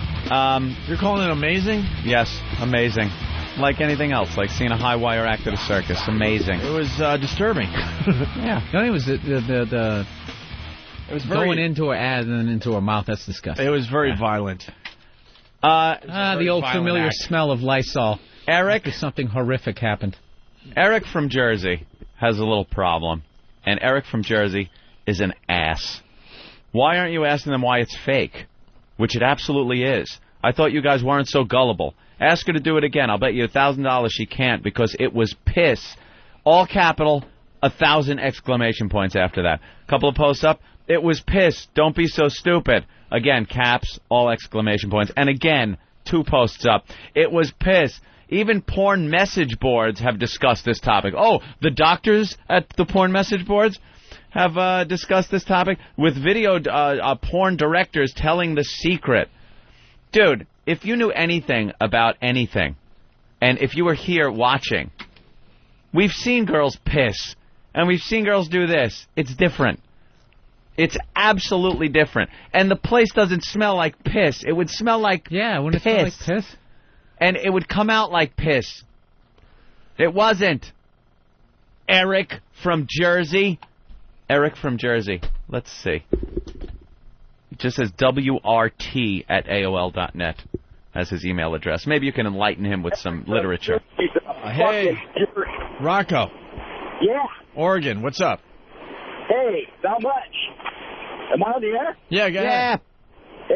My girlfriend's a squirter, and it is the greatest thing ever. She just squirted on me last night. And it tastes sweet as honey. No, it's piss. Oh, God. Not tastes sweet as honey. Ugh. And it's not piss either, I guarantee it. All right, thank you. A lot of people very excited by that last sounds segment. like his face is already glazed. Yeah. It was awesome. Jason. Sweet as honey. Ugh. Jason. Yeah, I just want to say good job, guys. You guys have me fucking laughing for the fucking past half hour. First with that fucking blind hole, and now fucking Big Gay getting blasted in the fucking face. That girl was very nice. Yeah, we like Krista, the blind girl. All right, thank you. Now. I see Black Earl is here. He's got a big show this weekend on 202, Yes, the Black he Rock does. Coalition. We'll be on for 2 hours tomorrow night at midnight. Tomorrow evening. Rhythm Nation gear, as always. That's why he's Black Earl. Dresses all in black every day. Same thing. Where's Eric It's like Logan? a cartoon character. We need Looks Eric like Logan. Denzel at like the premiere to like Malcolm X in like 1992. Right. Where's Elo? Elo's here? Stop it. No, we need him on the phone. We got to announce the arch enemy today. A lot of people are beyond pissed. Why don't we just announce it? I think because someone's job is at stake. Whose? I think I figured it out. What? I figured it out. Tell me. It's Anthony's cook. I think it's not douchebag. Well, this guy has signed his contract and he's going to be joining XM. Yeah. But I think there may be a little shuffling that might happen down in D.C., and that's why we can't announce it yet. Oh, I got it. Someone's being replaced. That's what I'm thinking. And the head has to roll? Or is the head going to roll? Or is the head just going to end up in another department? I don't know, but we have to announce it, Eric. We're starting to look stupid now. Where's Elo? Well, Monday will come around soon enough, right? Oh, my God, they'll kill us. You have no idea what these guys are capable of. I think they're very patient. They're very patient These people. pests are capable of things. They are. I met them at shows. They're very nice. Not hostile at all. Patient. What's up, Ben? He's in a meeting with Hugh. Oh, boy. No, he's not. We're right here. You don't want to do that whole thing? The Abbott and Costello? He's meeting with you. No. Opie's right there. Yeah. First base. Thought that would be one of your type of jokes there, Ben. Hey, Ben likes those jokes. All right, Dangerous Toys. The list is out for this holiday season. And we got the audio. Yes, we do. Very important for the parents out there. Danger. Listen closely. This holiday season, your kids will use everything from crayons to emails to write out their wish lists. But before you shop, you should check that against the watch list, an annual list of toys that could be hazardous to your children. This fist is sold for clobbering time. Seems every year there's no shortage of dangerous toys to make lists like this one. As a parent of 3, I would like to know that when we go into the toy stores this year, the toys that we select are safe for our children. These 10 are just a small sample of the trouble lurking on shelves this holiday season, most of them choking hazards. Even after all these years of talking about these same hazards, we're finding them on the shelf. On the package, by the way, it says, "Caution, do not aim at eyes or face." And this is a product sold for children, a toy supposedly. The group Watch, or World Against Toys Causing Harm, makes a clever name, but this group is powerful too. Year after year, toys on this list are off the shelves by the next holiday season. There are plenty of things we can't protect our children from, and why not be a little bit more conscious about the toys we buy? And you can check out the entire list of dangerous toys on this website, toysafety.org. I like the one they're having a problem with this year. It's called Tweezers and Outlet. It's a great toy for the kids, ages 3 and up. I did that when I was a kid. You did that one? Yeah. Grabbed the tweezers and shoved it in an outlet. But luckily, I was holding the tweezers behind where they met, so it shorted out through the tweezers and made a big spark. But if I was holding them up, then there would have been a problem. Did that, but the toys we used to play with as kids would never even make the shelves these days. I mean, remember something? It was called Incredible Edibles. It was an oven. You got pretty much a forge, a foundry, and it came with this metal mold. And you would put this plastic goop, they called it, just goop. Didn't need an ingredient list on it. It was just called goop. Lead mold. And you pour it in, lead mold. And then you use these tongs to put it in this oven and let it cook for a while. Then the same tongs would, and they're spring-loaded tongs that fit in these precariously small little holes and everything. You pull this now metal mold out, and it's red hot. This is a toy for children. This red-hot branding iron full of goop. Steel worker. Yeah, that's pretty much what you're doing. You sparks are flying out. You wait for it to cool, which took like hours, and then you'd peel this thing out that was made of goop, and you'd play with it because now it's a little spider or a bug or something like that. And then, of course, hence the name Incredible Edibles. It's not only incredible, it's edible, and you would eat it. You could eat this fucking thing.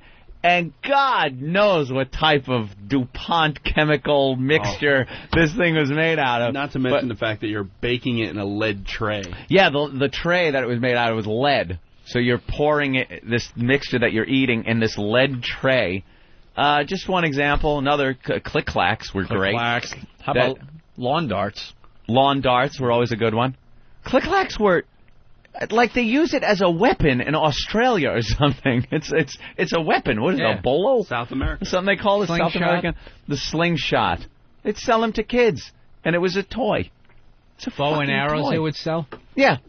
Yeah, bow and arrow. The kid across the street used to play this game. He was older than us. We'd go out in like this field area, and he would just shoot the thing up in the air in our general direction, and we'd like almost looking at like a pop fly, and you'd have to try to run out of the way. Whoa! Yeah, get out of the way. Cars driving by, no one stopped us. Yeah, this is a newer version, and they all now, the same stuff comes from China and Taiwan, and I guess they get here on ships with refugees and put them out, but it's called Fun and Games Fantastic Plastic Bubbles. This used to be called Super Elastic Bubble Plastic.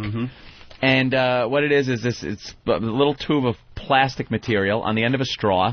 You'd gum it up on the end and blow into it and make these huge balls of plastic. It's like a half balloon, half bubble. The thing is, you would breathe in. If, God forbid, there's never any valves on these straws, you accidentally re-inhaled what you would put in the balloon, this toxic mixture would mix with the what you blew in, the air you blew in, and go into your lungs, and it was...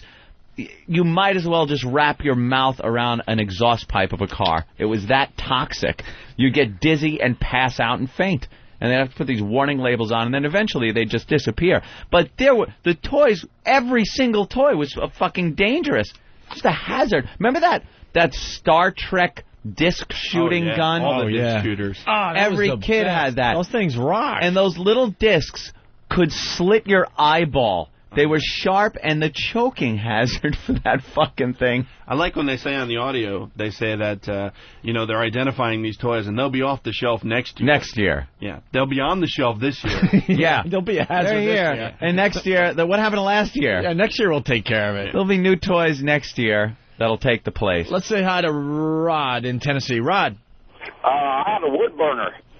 How about the wood burner? That was a real safe one. I can't remember that. Yeah, what was that, for engraving or something? Yeah. Yeah, engraving in wood. You write your name, but it would get like 350 degrees on the tip and plugged into the wall with like a 4-foot cord.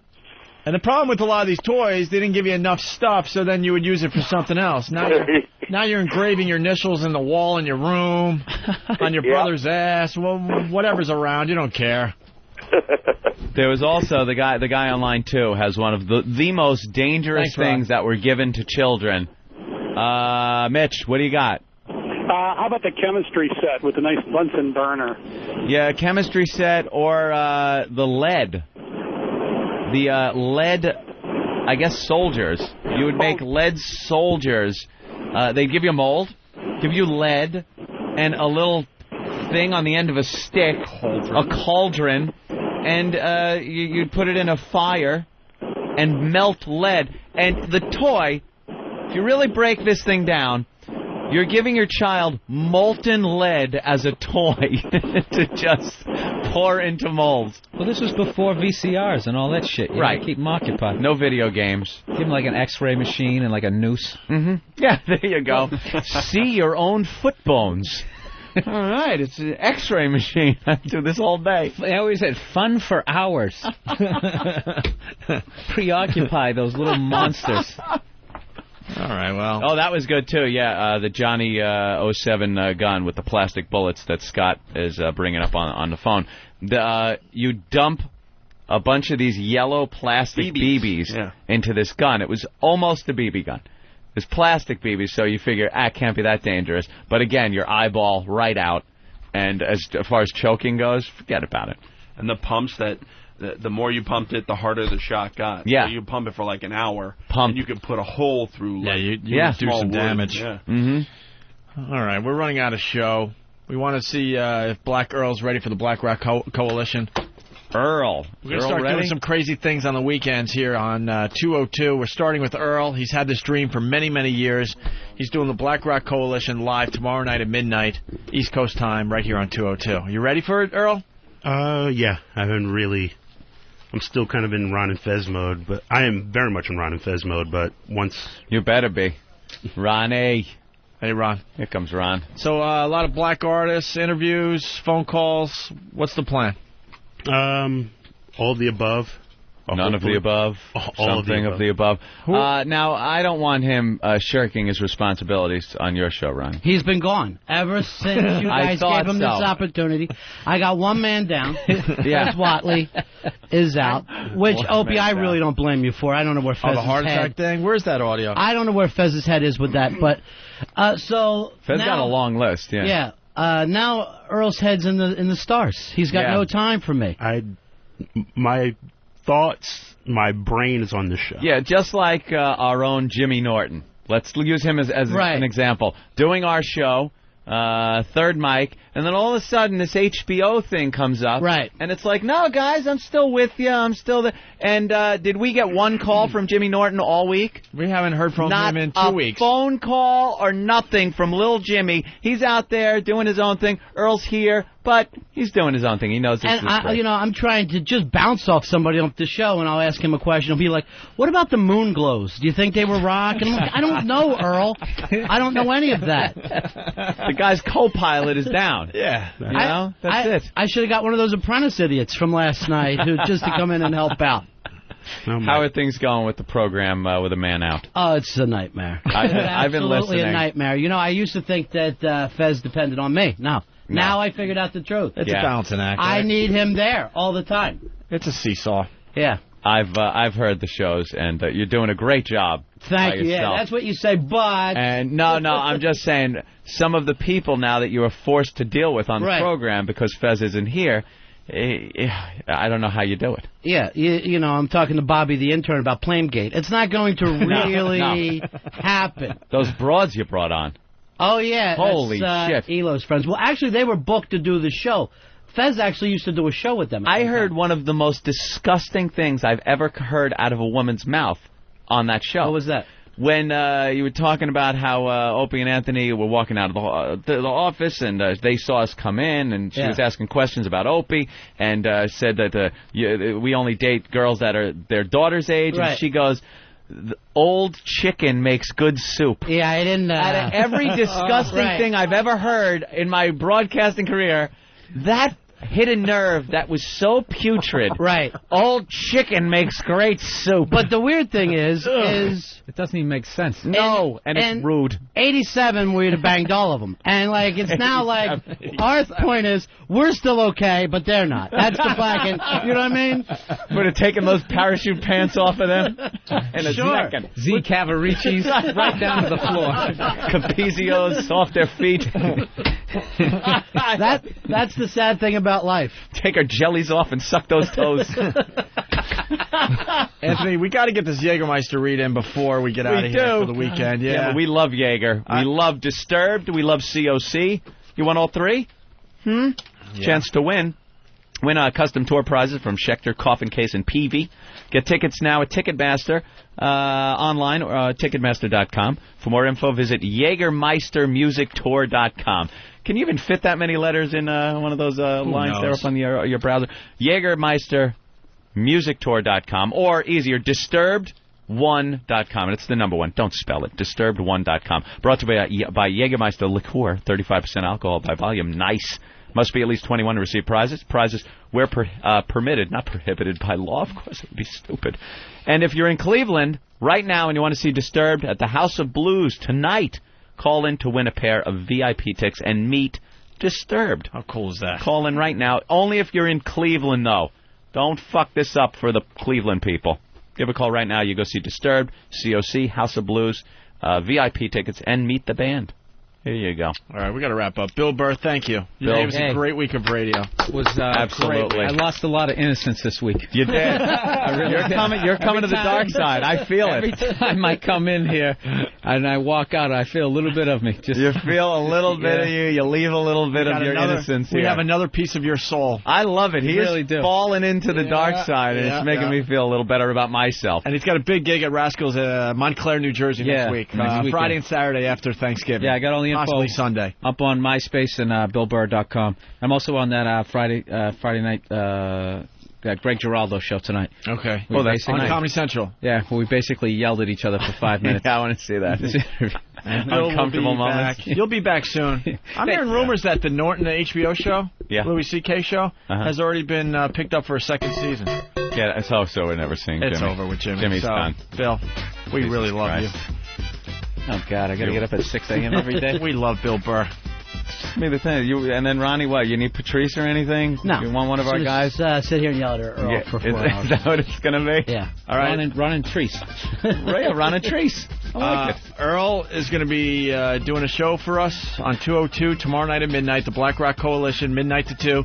And then next weekend, we're going to have somebody else do something stupid on this channel on the weekend. Someone else do something stupid? Yeah, it's gonna Are you implying that what Earl is doing is going to be stupid? Absolutely. Absolutely. I'm actually going to say, if you listen to it with an open mind, come in.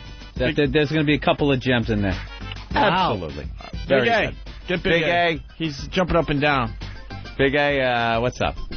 I want to wish my friend Denise a happy birthday. Tomorrow's her birthday, and I want to wish her a happy birthday. Yeah, I promised I would. I want to wish her a happy birthday. All right, piss face. You're still soaked, by the way. You wear a dress? Was there something with the dress? Yeah. Kev, quickly, where are you going to be? I'm going to be at the National Comic Book and Sci-Fi Expo today and tomorrow, Penn Plaza Pavilion, right across from Madison Square. Go see Big Kev down there with the geeks. Who's the big star down there? Carrie Fisher. Carrie Fisher. Whoa, that is the biggie. Oh, hey. Is she wearing the suit? I hope not. Yeah. Carrie Fisher. That's huge, though, for one of those sci-fi conventions. It sure is, Anthony. Could I have your autograph? Are you going to be doing audio? Head, doesn't he? Interviews? I'm going to try, but... He might do interviews for our show. Give it a whirl. All right, make sure they you listen always to Black work Girl so this well. weekend and call the FU line and comment so we have some good audio on Monday, all right? And support Ron as he's doesn't have to spend. The Ron Show now. Anthony? Yeah. SK. See you on Monday. The Opie and Anthony Show. Program complete.